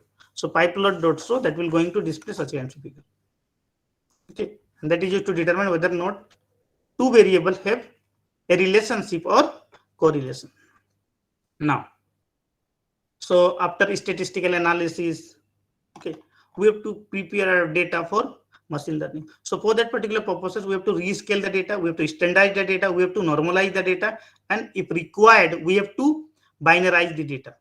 Okay, so let's see how to do rescaling. So basically here, rescaling is referred to as normalization, and that will going to rescale into the range between 0 and 1. So you can see all the values are lies in between 0 and 1 after rescaling. So, and that can be done with the help of min max scalar, okay, of a scalar, and that lies in between 0 and 1, and accordingly you can change the threshold on. Okay, so after that what you have to scalar dot fit, you have to initialize that particular, then thereafter you have to fit transform. Okay, and that will be changed. Now finally what we are printing that rescale data here. Okay, now that is rescale. So that is also beneficial here, rescaling. Standardized data. Okay, so in standardized what is used on data value that are normally distributed. Further, by applying standardization, we tend to make the mean of the data set as 0. That is very important here. Through standardization, what we tend to make the mean of the data set as 0, and the standard deviation equivalent to 1, mean to 0 and standard deviation to 1. Okay, so here in this, read the data set up to this already we discussed so many times. Okay, we have to use that particular statement, standard scalar dot fit x. Okay, and rescale. Okay, transform that particular. So that is printing data. So if you going to see that particular, their mean is 0 and standard deviation is 1. Okay, so this way what you can standardize the data set. Okay, now normalization. Okay, so basically what that is also a kind of rescaling technique that already I discussed. Okay, so now question arises here, how that is different from rescaling.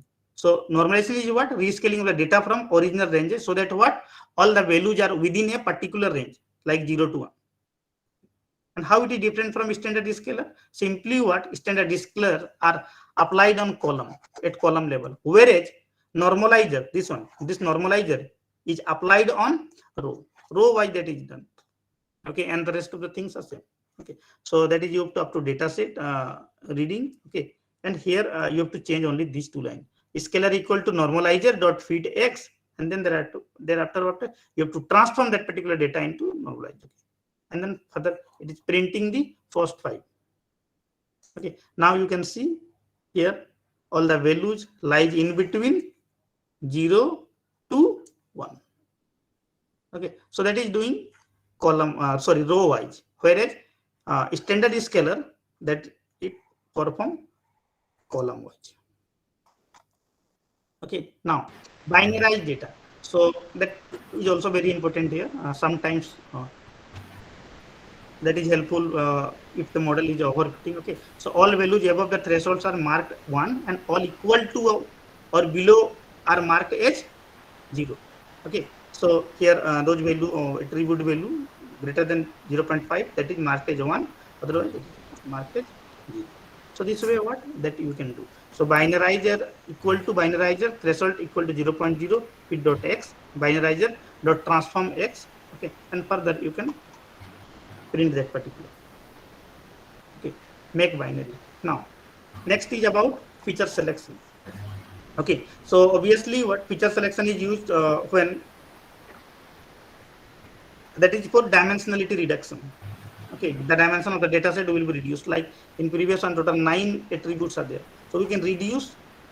Okay, so that what the time complexity and training that can be reduced. So that it is helpful in reduces the overfitting. If you're going to do feature selection, then what it will be helpful in this way, like reduce overfitting, it improves the accuracy and it reduces the training time. Overfitting, that is what less redundant data means less opportunity to make decision based on noise, less accuracy. Okay, so less misleading data means modeling accuracy improves. Okay, likewise. So let's see how we can. Sir, time is we are having very less time. Okay. Let me. Okay, so directly move to the classification part. Okay, here.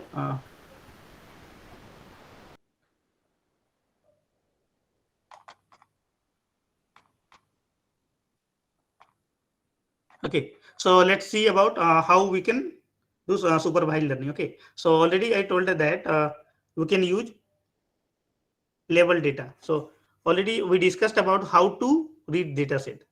Okay, so up to this we can read the data set with the help of pandas. Okay, now we have to divide the data set into training and testing data set.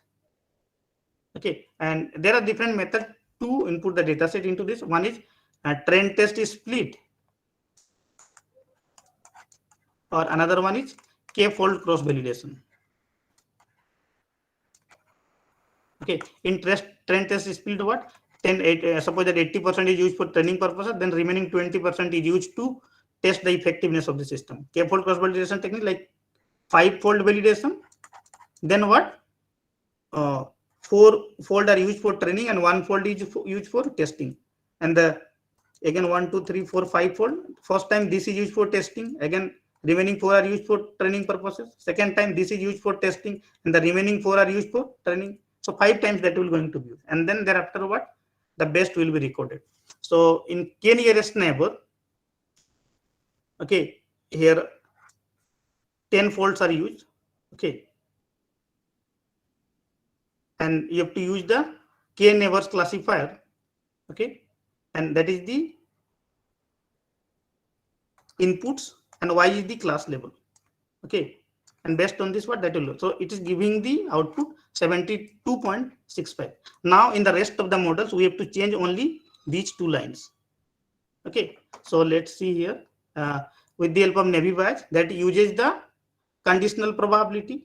Okay, so here model will be Gaussian naive Bayes, and okay, and for this you have to import the Gaussian naive Bayes from a scalar library.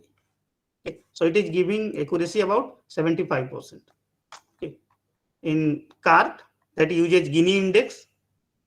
Okay, So here you have to use the dysentery classifier. Okay, from a scalar library you have to include. Okay, and the rest of the things are same in KNN.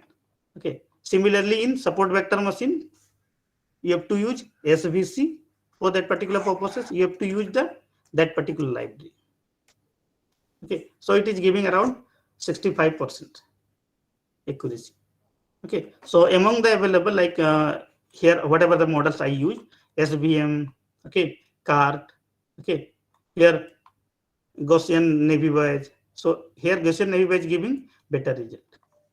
Okay, okay, Dilip sir, content are Okay, sir. Okay, sir. okay. So Participants, if any any question question that we you will can take. ask, I will share my PPT and accordingly you can mail me. Participants, if you are having any question, we'll take just one question. You may ask him, sir. Good afternoon. So, sir, my question is, what is the application of scatter plot that you have shown in your presentation? Okay, okay. Through scatter plot, you can see the data distributions here, like between the different attribute, in between the two attributes, how the data is. Okay, with the through the class attribute. Thank you, sir. Okay, so thank you so much, Ajad sir, Thank for you, your sir. valuable time. Your expert talk has provided us with invaluable insights about supervised learning using Python for healthcare. You talked about ML, how it is different from traditional programming, different ML techniques, its life cycle, types, how it works, various ML tools, its application in real world like recommendation system, and specifically in healthcare sector. You also informed us about how ML techniques can be used in diabetes diagnosis and prediction, and how Python, Colab, NumPy, Panda describe the statistics, data pre-processing, data visualization, correlation, feature selection, classification ML algorithm like KNN, Navis, SVM can be used to implement that on our system. Then you informed about uh, this implementation of all the techniques. I'm sure our participants have attained a better understanding about all these topics. Thank you again, sir, for taking time out, your valuable time has impart to us with your knowledge. Thank you, sir. Thank you so much, sir. Thank you so much. So our next resource person have come online. Sir, is it audible? Yes, yes. Yes, sir. So right now, thank you, sir, for accepting our invitation. On behalf of our institute, I cordially welcome you, sir. Sir, we are honored to have with you us. Right now, I will introduce about our resource person. Professor Kalyan Chatterjee is a professor in the electrical department in IIT ISM Dhanbad, where he is a faculty member since 2005. He is currently holding the position of head of the department. Professor Chatterjee completed his PhD from BIT Mesra Ranchi and postgraduate from Jadavpur University. He has guided 13 PhD scholars and 5 ongoing. He also published 86 international papers in different reputed journals. Professor Chatterjee also hold different administrative posts in IIT ISM Dhanbad, like Associate Dean R&D, Chairman TRF Admission Committee, etc. He also successfully completed 3 external funded projects. His research interests include soft computing technique, renewable energy, power system stability, etc.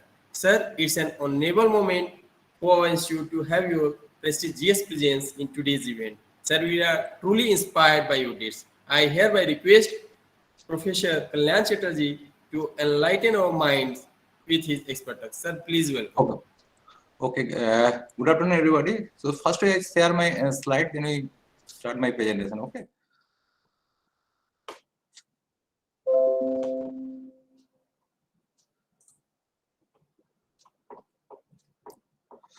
This is visible.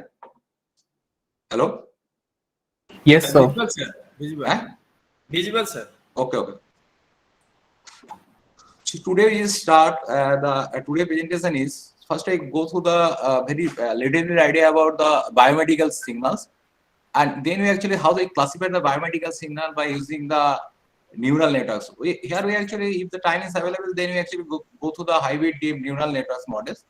The topic is actually, we decided here, the detection of the fatal disease from biomedical signal using the hybrid deep neural networks models. The total presentation, we actually divided the three parts. First, the what is the requirement of the neural networks in the biomedical signals, and what is the different the diseases available, where we actually apply to the neural network or deep learning models. So we find out here the detection of the cardiac arrhythmias using the novel feature of extraction techniques. Then we actually go to the CNN convolutional neural network models for the arrhythmia detection from the imbalance ECG data. Then we conclude and reference. But today we actually discuss about only the feature extraction techniques. Now, first thing you understood this thing. What is the biomedical signals, and why this is the advantage of when we apply the neural network, this type of the techniques. Now, mainly the computerized and automatic detection and diagnosis of fatal disease with the accuracy are very important for medical experts, doctors, and scientists for the right treatment.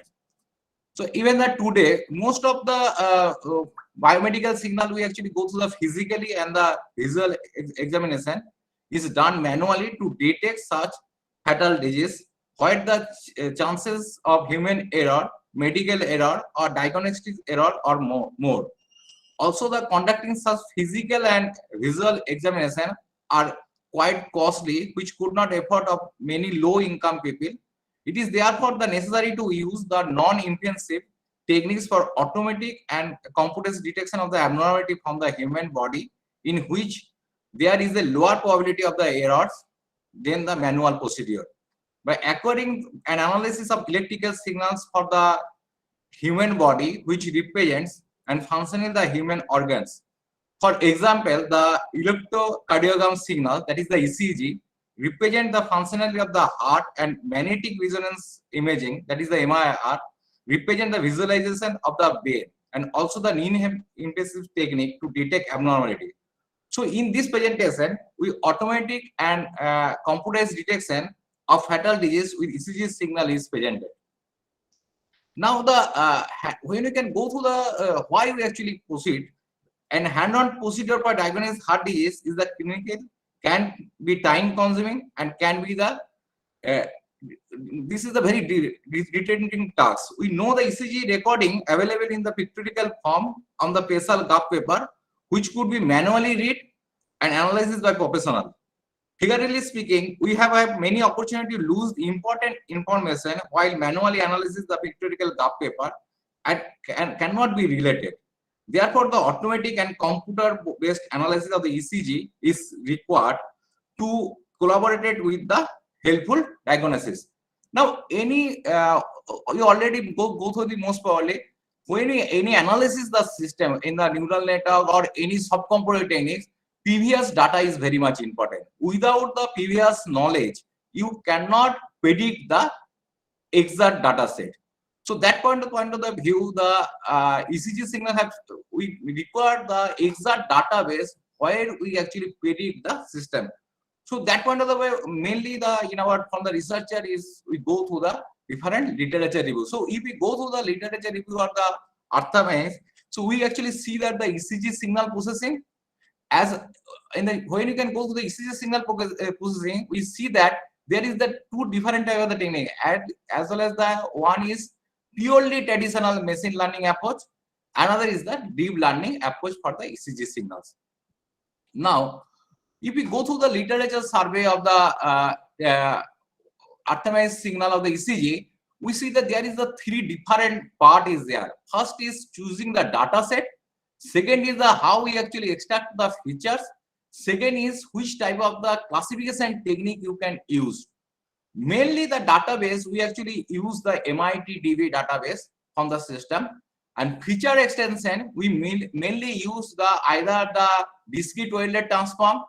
Sometimes we use the dynamics, ECG bits, statistical features, and the neural network. When you can consider the classification process, we use the neural network. We use the support vector machine. different type of the technique is there. So all the three different analysis is there. First, we use the database. Second is actually the feature extraction, and third part is actually the classification.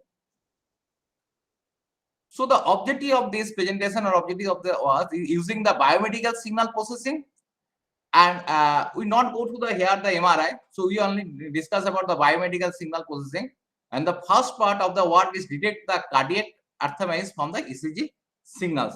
Now, what is the different step when we actually use the cardiac arrhythmias using the novel feature extension techniques? So what are the different steps we mainly use?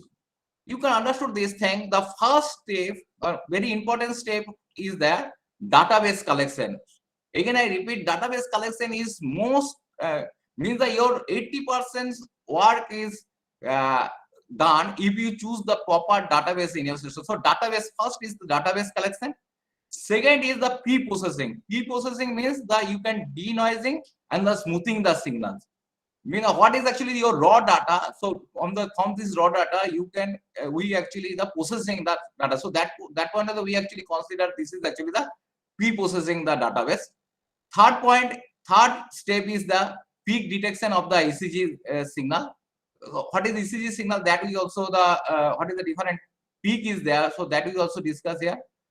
So that is the very much important to that. So exact peak we actually detect on the ECG signal.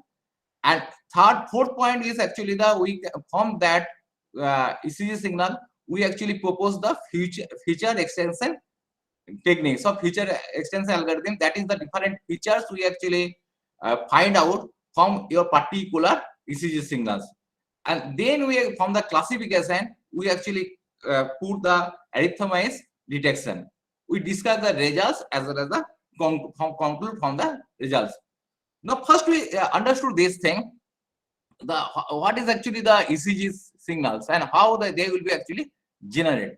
The electrical activities of different human organs are represented by a biomedical signals, while ECG is one of the bioelectrical signals origin from the heart.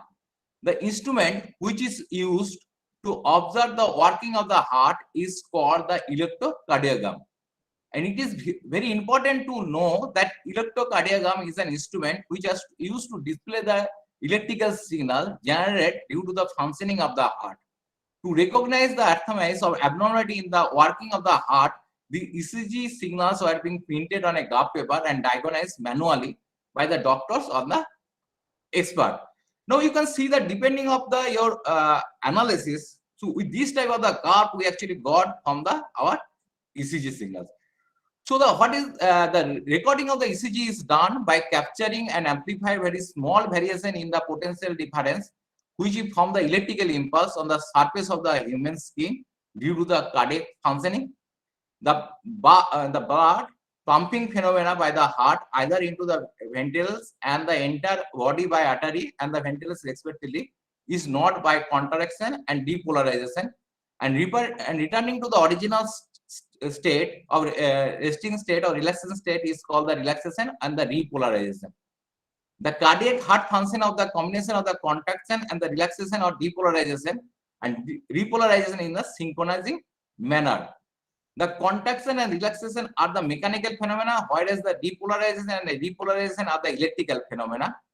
Now, this sequence of the depolarization and repolarization of the synchronous wave is identified as the potential difference which causing the electrical impulse, which are the recorded in the form of the waveform by placing the electrodes in the skin of the body parts.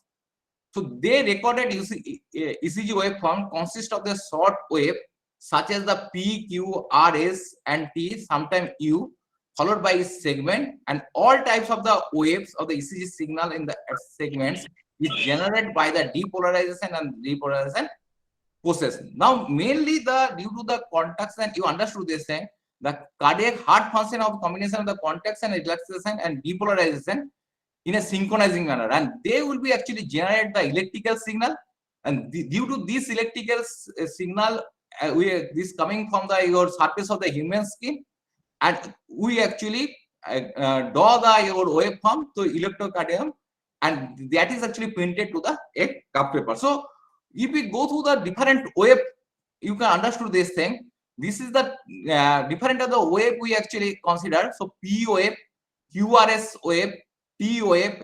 So you can see that what is the P, what is the feature, and what is the description, and what is the duration of this wave.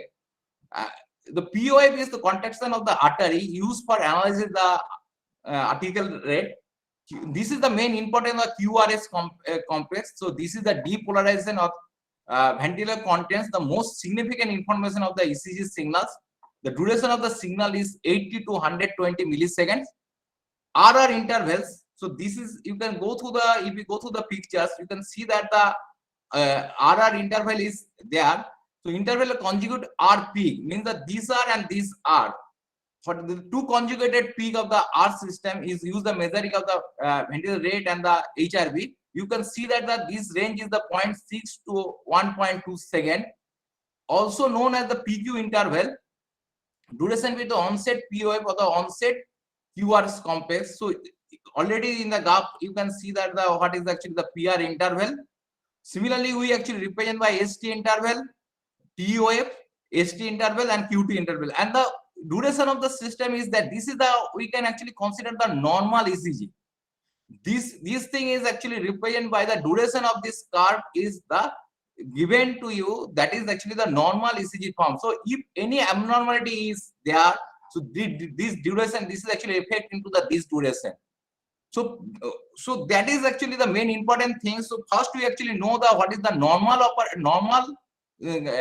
curve of the ECG, and then we actually find out the what is the abnormality, what is the difference of the abnormality is coming from the ECG signal and why. So the amplitude and duration of the waves. So if we go to the P wave, so that is maximum amplitude is the 0.1 to 0.2, and duration is the 60 to 80 millisecond. And corresponding, you can PR interval, the duration is the 100 to 120 to 200. PR segment, this is the 50 to 102. QRS complex, the amplitude is very high because the R magnitude is the main. So that is the 80 to 120 millisecond. ST segment is 100 to 120. ST interval is 320. T wave is equal to this is the 0.1 to 0.3. So you can see the three different peak is there. One is actually we can consider the P wave, P peak, P wave, R, and the T wave. So that way we can consider the three different conjugate. One is the 0.1 to 0.2 amplitude. R amplitude is 1, and the T is actually the amplitude is 0.1, and rest of the interval we actually find out the this system. Now, what is actually the this is actually can mainly discuss about the normal ECG signals. Now, what is actually the abnormality occur in the ECG signals and why? So, understood this thing, the normal rhythm of the heart, where there is no disease or disorder in the morphology of the ECG signal, is called the normal sinus rhythm. So, this is actually depend the NSR. You already know the heart rate of the NSR is generally characterized by 60 to 100 beats per minute.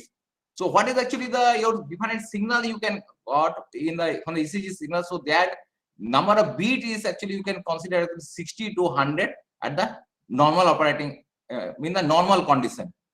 For the normal healthy function of the ECG comes of a nearly periodic signals, means that this all that signal what is actually you can discuss that signal is actually periodic in the nature, periodic signals with the depolarization followed by the repolarization at equal interval. However, sometimes these rhythms become irregular, and that cardiac arrhythmia is a term for any of large heterogeneous group of conditions which there is any abnormal electrical activity in the heart. The heartbeat may be too fast and too slow, and may be regular and irregular. Arrhythmias come in variety. So that means, so if the your depolarization not followed by the depolarization not regular interval, then we actually the arrhythmias is actually come into the nature. So we actually go through this term. We actually consider the myocardium infarction. So myocardium infarction is the medical term used to describe a heart attack that includes the death of or destruction of the heart tissue as a result of a shortage of oxygen and nutrients. MI is sometimes referred to a heart attack because it involves the death or damage of the heart tissue caused by the lack of blood supply. Coronary artery disease, that is CAD, is the most preventive and this is the cardiovascular disease CVD in which the blood flow of the heart muscle is restricted owing to a partial and full blockage of the coronary arteries. The coronary arteries are responsibility for supply the oxygenated blood to the cardiac muscle. If there is the blockage of the coronary artery, the heart muscle segment may die as a result of lack of blood flow into it. So the many signs is sign in the ECG signals is actually got. You can see that here we actually repeat the two signs. If there is any blockage is there, so right hand side you can see that the different. This is not actually given your synchronizing signal. So at that time, our P wave, QRS wave is actually distorted. So this type of the signal you can got from your heart system. Similarly, if there is any premature contraction is there, so you can understand this thing. So before this, the premature your valve will be actually on and off. So at that time, we actually consider the negative PQ as a signal. So this is the different type of the signals is actually obtained from the ECG signal. Depending on that, we actually predict your which type of the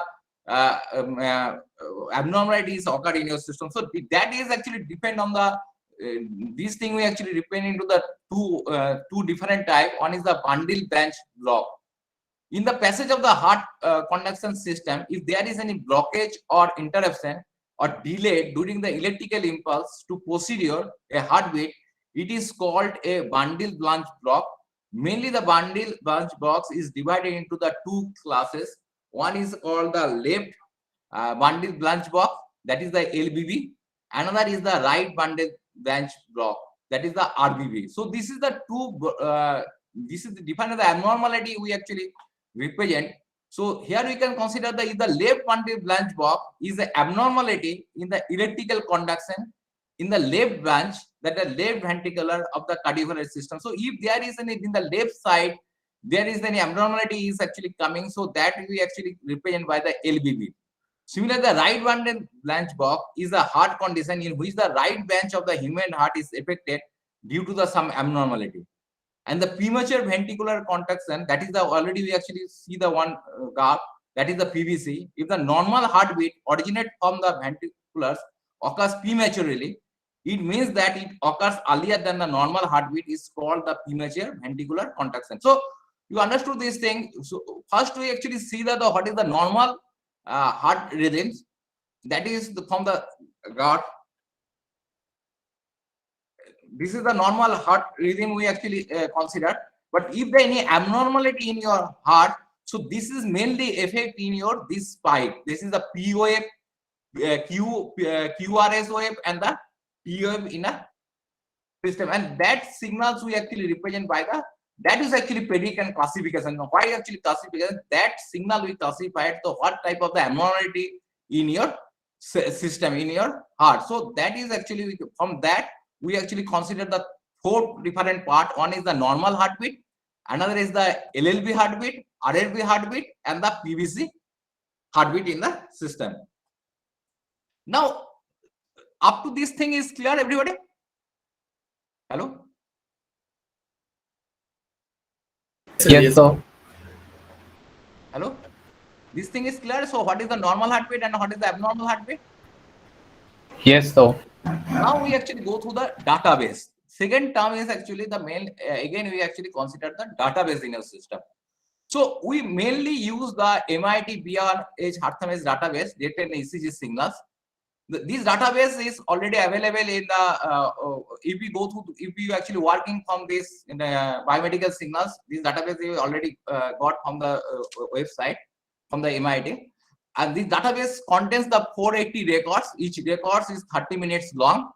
The number of, in this particular work I have used, we have actually used for the 26 number of record used for the experimental feature extraction algorithm is 26. Total, we not consider the total signal, we actually mainly consider the ECG beats.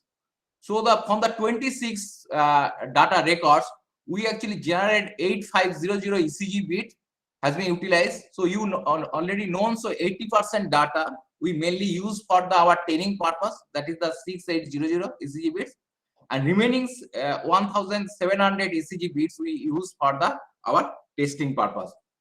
Now, what is the methodology? How actually you can go through the total work? Mean how actually classified the from the ECG signal? How actually classified our different abnormal signals? So, what is the different step? So, what is the proposed methodology? So, first the proposed methodology is first we actually go through the we actually go through the both way graphically representation. You can see that the first we actually starting from the noisy ECG signals. Then the second stage is the pre-processing stage. Pre-processing stage, we actually noising using the multi-resonant discrete wavelet transform. So that is actually denoise both the small signal, I mean the low frequency the signal. So then we actually go to the baseline under removal, and after we actually de-ionization pre-processing the signals. So from the raw data, after we can actually remove our noise, then we next start is actually the ECG peak detection. That is the R. Sometimes we actually consider that this is the, because we already know this is the R wave is actually the higher amplitude. So next is actually we go through the R peak detection of the system, mean the R peak detection of the ECG signal. Then we actually go through the proposed future extension techniques for from this R peak. We actually find out what is the different features of the particular data set. Mean the what is the from the R peak or for these signals we actually extract the features. So later we actually discuss about 21 features we actually extract from the R peak, and then that 21 features we actually put in our multi-layer probability neural network MPN, that is the classifier, and then we actually predict the different bits from the, that is actually from data set we actually pick the different system. You can see that the 5 bit we actually consider normal bit, phase bit, LLB bit, RBB bit, and PVBs, mean the abnormality. Normal and abnormal signals we actually predict through the classifier. So 3 difference if we consider, instead of the we consider the 5, you can see that mainly the 3 step is there. One is actually you can go through the database, then we find out the de-ionization this signal, or you can consider later better you can actually consider the peak detection, and then we classification. So this is three different steps we have mainly considered: database choice, then the our feature extraction point, then the classifier. So one by one we actually discuss here. First the pre-processing, means the first step after the choosing the database. So our first step is actually the signal processing. So better extract features increase the system efficiency. So it consists of the de-ionization of the ECG signals and baseline wonder removal from this work. So de-noising the ECG signals is reducing the unwanted information, and de-noise signals are most suitable to increase the system performance by providing the appropriate content which is required the signal classification. So how actually de-noising the procedure using the discrete wavelet transform. So the fourth order you can know most probably here we actually consider the fourth order defunction with the 5 level of the decomposition. So 5 of the detailed coefficient D1, D2, D3, D4, and D5 was collected, and soft thresholding is applied to the each levels. The denoisation of the ECG data has been done using the multi-resolution discrete wavelet transform, and that threshold value has been carefully chosen for different type of the noise in the ECG signals, with the automatic and threshold applied at the initial value of the noise reduction. After we can actually decomposing, then our main task is actually we reconstruct again the signals. So the 5th level wavelet decomposition, namely D1, D2, D3, D4 are selected, and the soft threshold applied to the each level for decomposing from D1 to D5. Then de-ionization the ECG signal has been reconstructed by combining the 5th level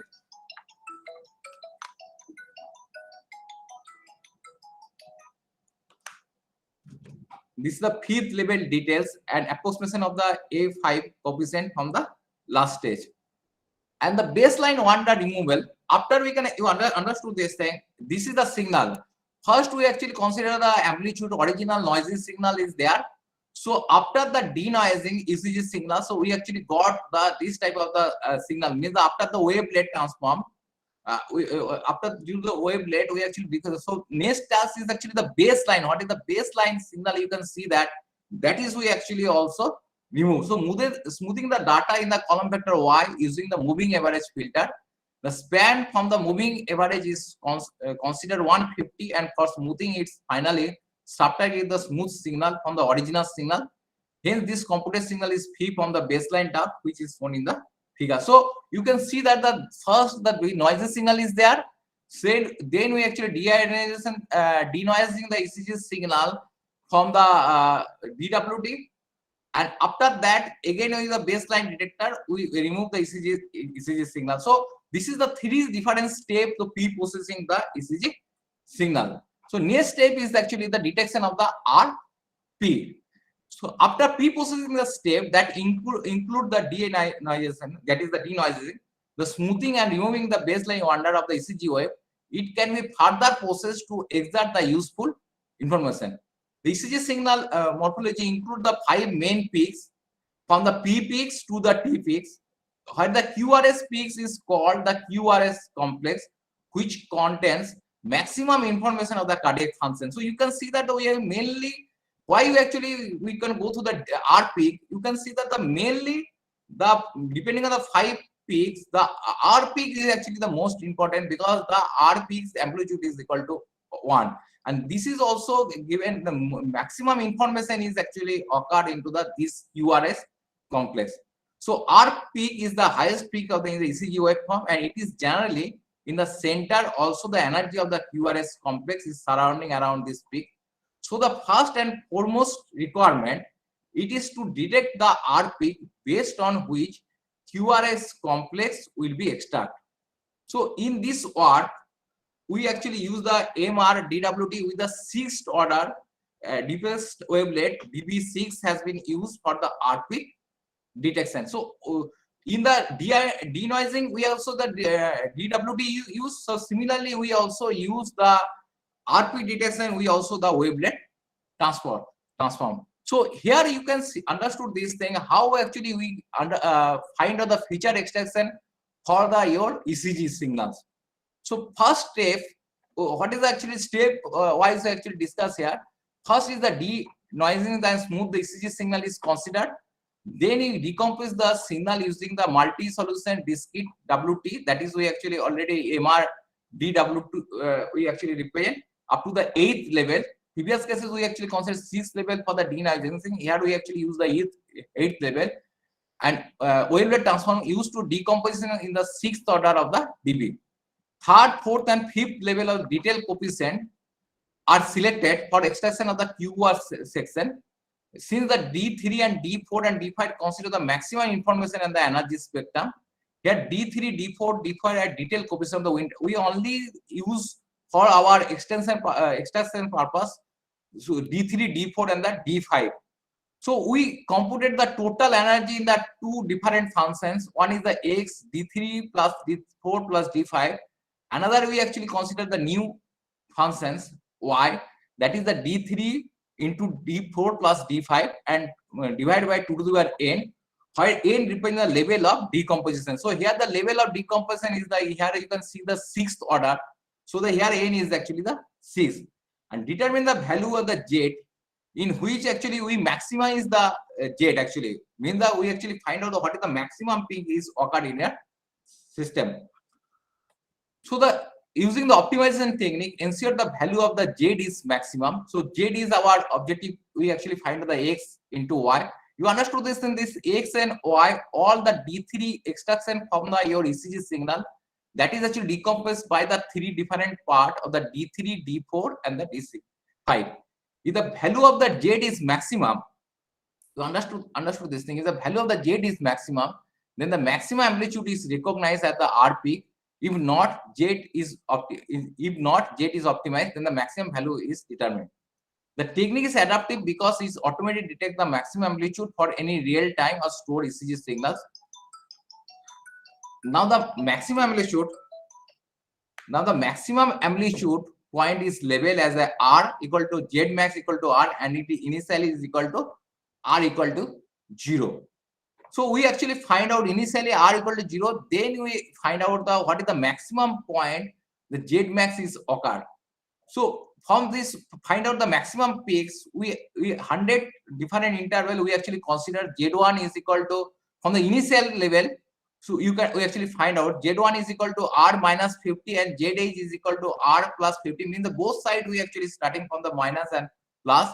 That is the minimum and maximum duration of the z starting from the r and z1 zt. So you can see the 100 signal is there. From this 100 signal, the 21 features we actually calculated by using the you write on the program, and this is actually first we actually gather 100 different signals, and from these 100 signals we actually starting from first lending the signal, then we from that we actually find out only 21 features, because from the classification purpose we actually input only 21 signal, because the 100 signal this is very difficult task to the input the your neural network. So that point of view we actually use only the 21 features point. So the point z1 to z is given the 21 features point named p1 p2 p3 up to the p21, and this 21 point is selected such a way that include the QRIs over the whole system. So I can just see that signal. So there you can see that this type of the signal we actually this signal this is actually obtained from the your ECG signal, and then from this we actually feature the 21 points. So if you go through the algorithm, total algorithm point of view, you can understand this thing. First we start the system, then next stage we actually denoise and smoothing the ECG signal. Then the decompose the 8th level using the our wavelet transform. Then we decompose the signal for the each levels. So here you can see that we mainly use for the signal D3, D4 and the D5. And using the your D3, D4, D5, we actually use one function, energy function signal. So Z is equal to X into Y. The one main task is actually the maximize the your Z value. Because if the maximum the Z value, we actually find out the what is the maximum R is occurring, what is the maximum amplitude in our signals. So that point we actually maximize the signals. So initial value we actually consider the R is equal to 0. Then we starting from initial, you can see the maximum point of the ECG records, and initially the R equal to 0. Z max equal to R determined by the Z1 is equal to R minus mean the both maximum and minimum values. 100 sample, you can see that the 100 from this Z1 and Z2 100 sample is actually occurred. From this 100 sample 21 feature we extract. You understood this thing? From the these 100 samples we actually features the 21 points. So that is the maximum Z1 and Z. You can understood this thing.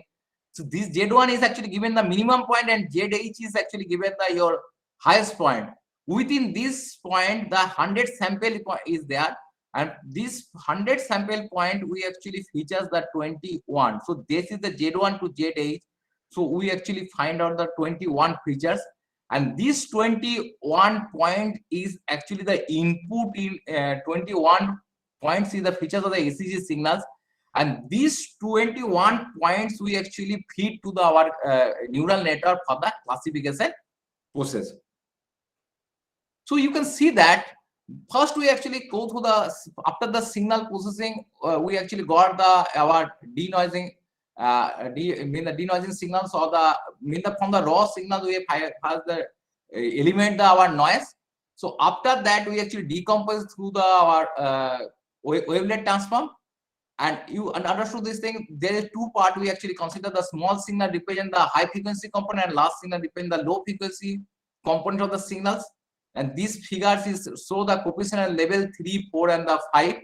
Show the beta resonance with the QRS complex, where all other appearing is noisy with respect to the other QRS region. So you understood this thing why we actually consider the 3, 4, and the 5, because this is actually the not so much noisy signal with respect to the other region, and noisy at the upper and the lower limit. Thus D3, D4, and D5 coefficient are identified for detection of the QRS complex.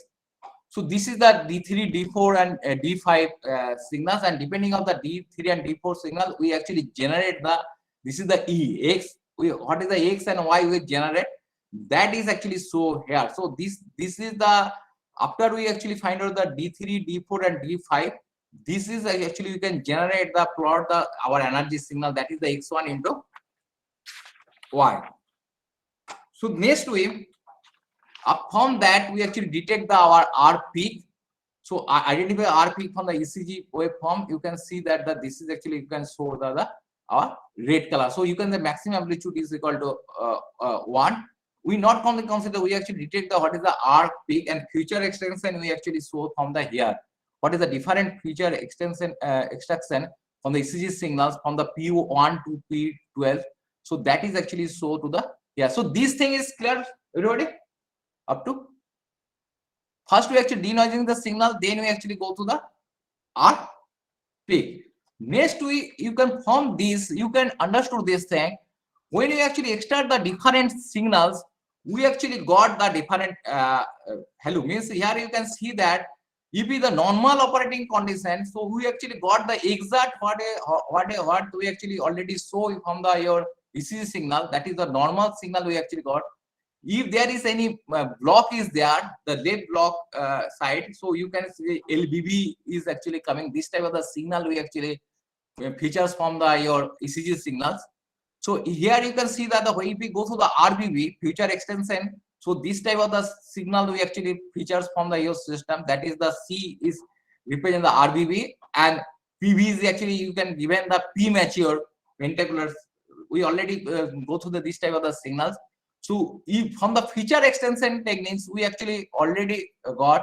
So from which type of the signals you actually got from the ECG waveform. Okay, and this is the phase speed. So 5 different signals we actually obtained. First is the normal, and you can see the 4 abnormal signals is also got from your future extension techniques. So from here,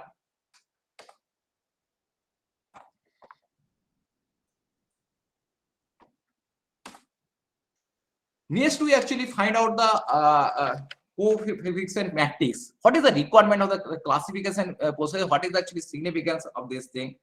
You know that the CM is also called the error matrix or specific type of the table, which visualize the performance of the binary or the multi-class classification problem of a supervised learning classifier.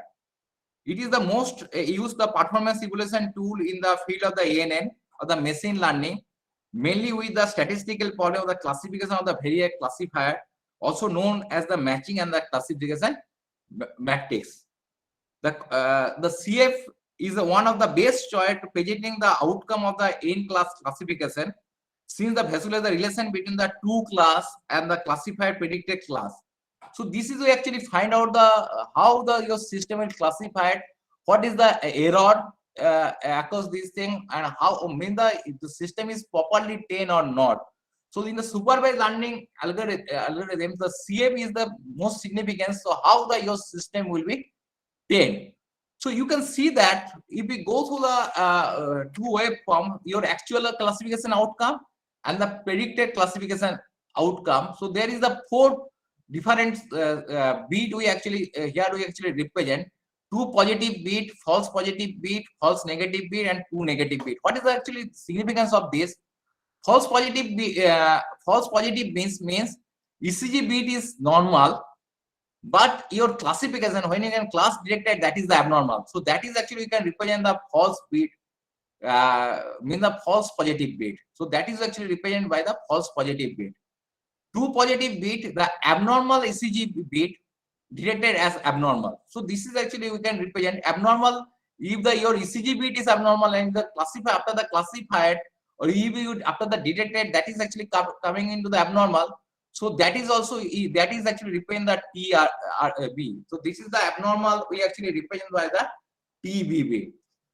Third is actually represent the false negative beat. So abnormal ECG beat detected as a normal. So you can see that we actually represent by the FNB.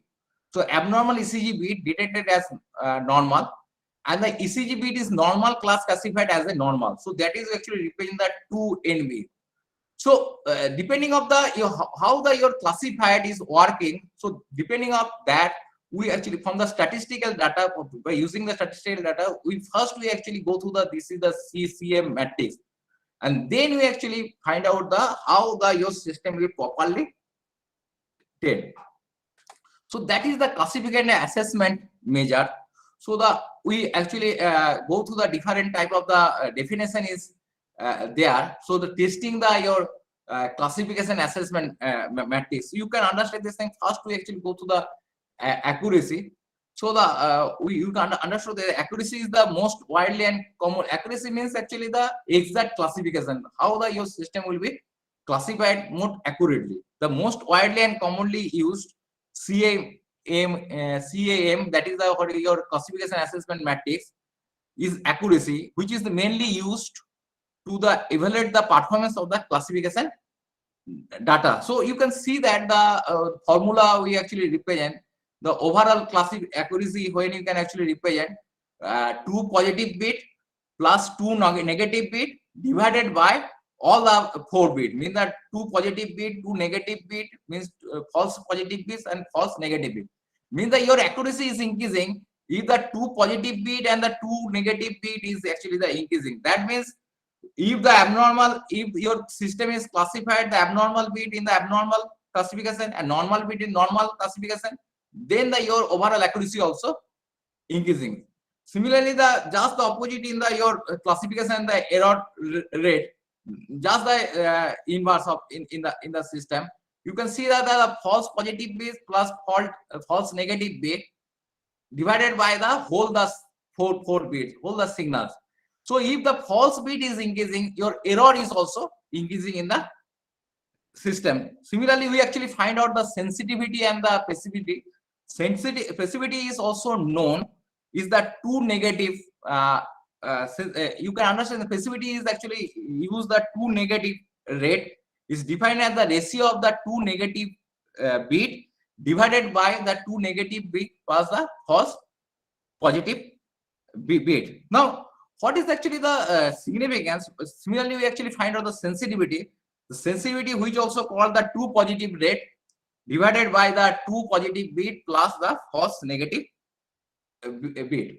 So this is the different classification assessment measure. I mean, after the classification, your classification is how you actually know your system is properly classified or not, your system is properly trained or not.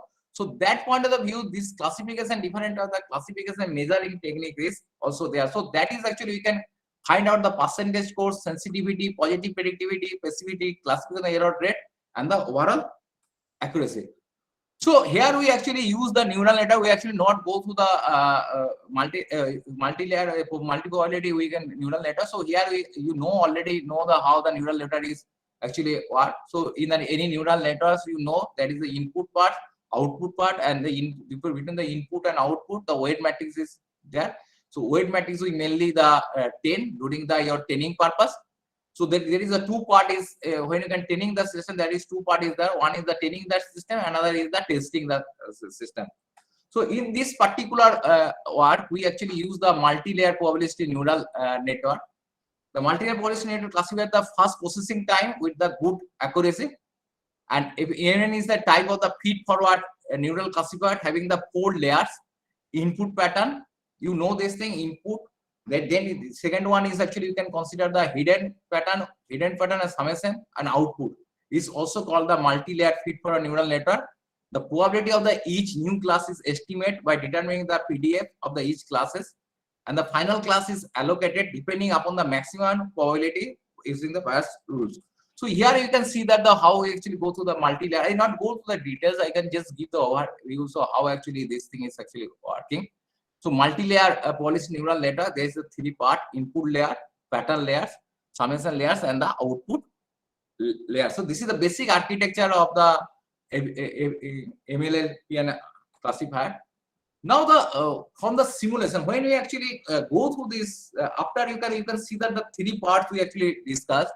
First, the denoising the system, the smoothing the signals. Then we actually R-peak detection. Then the feature extension.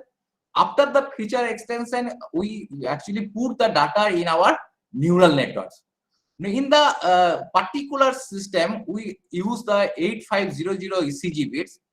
Out of the 80 bits, so first 80% bits we actually mainly use for our training purpose, and remaining bits 1700 bits, that is 20%, near about the 20% bits we use for the testing and the detection process of the MIT beyond database used for the assessment of the classification purpose. Out of the 1700 bits, what we actually detection purpose or testing purpose, you can see that we also classified into the 500 bits. Mean the our known from this, we actually this 1700 bits.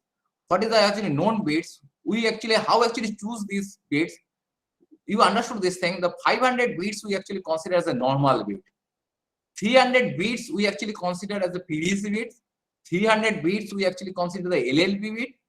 300 bits from the paste ECG, and the 300 bits from the PV. So the 5 out of this 1700 bit, this is we actually classified into the 5 different classification.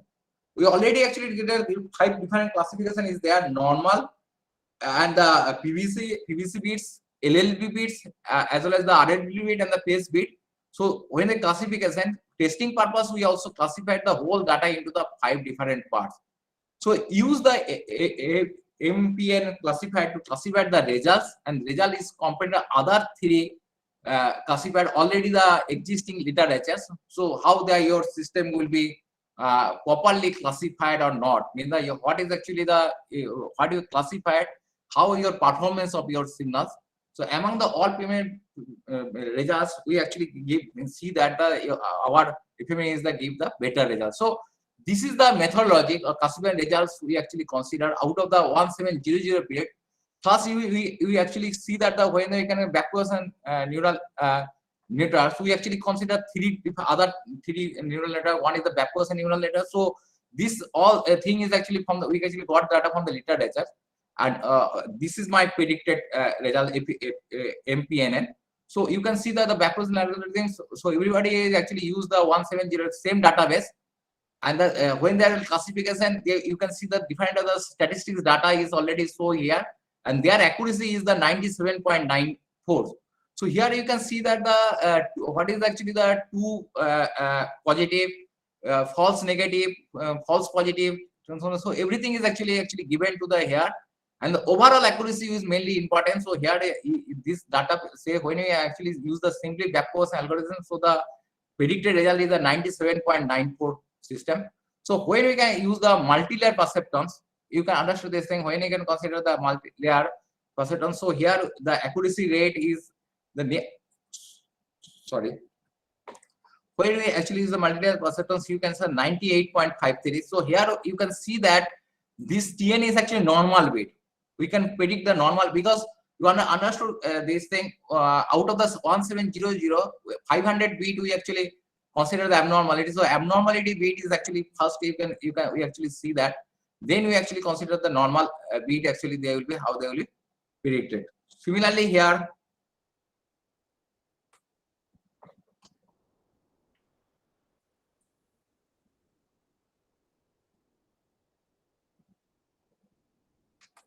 And when you can consider BPN, so we actually consider 99.53. So this thing is, and this is the actually the your support vector machine. So this thing is clear, everybody? Hello? Audible, sir. This figure is actually clear, everybody? So what is actually so? We actually consider the 5 different bits: normal, paste, LLB bit, RLB, and PVC. And depending on these 4 we classification, different the 4 different classification algorithm we actually use.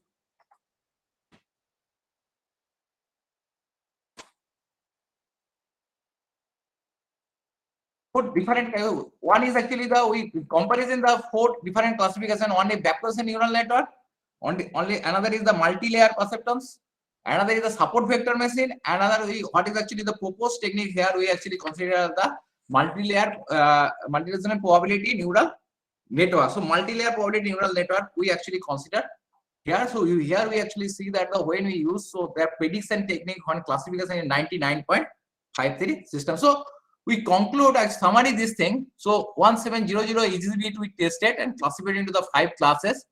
And the 5 bits RTMS, PVC, RLB, paste, LLB, and normal bits have been detected. We utilize the 21 feature points as the input, and total 1700 ECG bits from 5 different classes are tested using the MPNN. The overall accuracy percentage FMN is excellent from the 99.3 respect to the other techniques. And the accuracy percentage of other techniques is also the 97.94, 98.53, 99%, 99% respectively. Now, what is the limitation of this work? So limitation of is the very small data set, means the only the 8500 features we actually use here. So traditional machine learning classified we use here, MPPNN. Sometimes this is not perform good into the large data set. If we use the large data set, this type of the probabilities technique and multi-layer probability neural network is not work properly. The system accuracy mainly depends on the feature extension methods. Again, because this is your input, you know the any neural network is not predicted, and you if your database, your input is not proper, so the neural network is not properly trained. So the your everything is actually depend on the upon the future extension method. So here you can see, already you can see that the 21 bits we actually every time we have database we actually extract. So if this feature extension method is not proper, so the your prediction technique is not good. To overcome the above issues, we actually use the hybrid deep learning models. We mainly use these neural network. We actually consider the deep learning method, which can be easily handle the large database. Also, the data is the misbalancing problem is also be considered. So today we actually got to this. We not discuss about the deep learning method. So in this total work, the 3 different. If you go to the details about this work, you can go to the my 5 papers already published on this thing. You can go my Google Scholar. So you can actually see that already 5 paper is there. So you can go through these details is actually already there. So if you record any database, you can just mail to me. I just send to you. So you will record other cells. So how you actually classify our feature extension techniques. That is also I just supply. So details I can just send to you. Okay. Thank you. Thank you, sir. Participants, if you are away, any question you may ask him, sir. Participants, any question? Yes, Vishal, ask him, sir. You may ask. Good evening, sir. Good evening. Sir, I want to ask how the concept of artificial intelligence is helping ECG in detection of disease. No, you can see that the classic we mainly artificial neural network when you can just mainly use for the classification purpose. Okay, first you can see that the what we actually do, the 3 part is there. First we can go through the feature extension techniques. Then that is the feature first we can go through the database. After that, from the database we actually de-noising the signals. The second point you can see that we get feature extension, and third point you can classification. Here the classification purpose we actually use the artificial neural network. Okay, sir. Thank you, sir. Okay. Thank you so much, sir, for your valuable time. Your expert talk has provided us with invaluable insights about detection of fatal diseases from biomedical signals using hybrid deep learning networks. You talked about CBD and tumors. You talked about novel feature selection techniques, ECG, arrhythmias, microglial interfection, MITBIS database. You have also explained the methodology by denoising using MRDWD, baseline wanderer removal, RPIC detection of ECG, feature restriction algorithm, confusion matrix, and use of MLPNN classifier with accuracy of 99.53%, which was better than BPNN, MLPNN, SVM. I am sure our participants have attained a better understanding about all these topics. Thank you again, sir, for taking your time, valuable time to impart us with your knowledge. Thank you, Okay. sir. Thank you.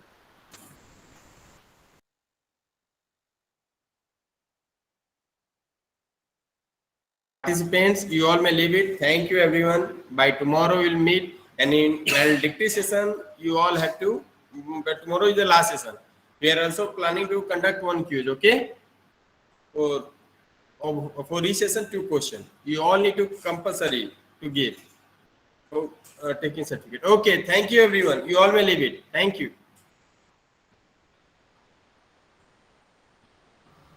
Thank you, sir.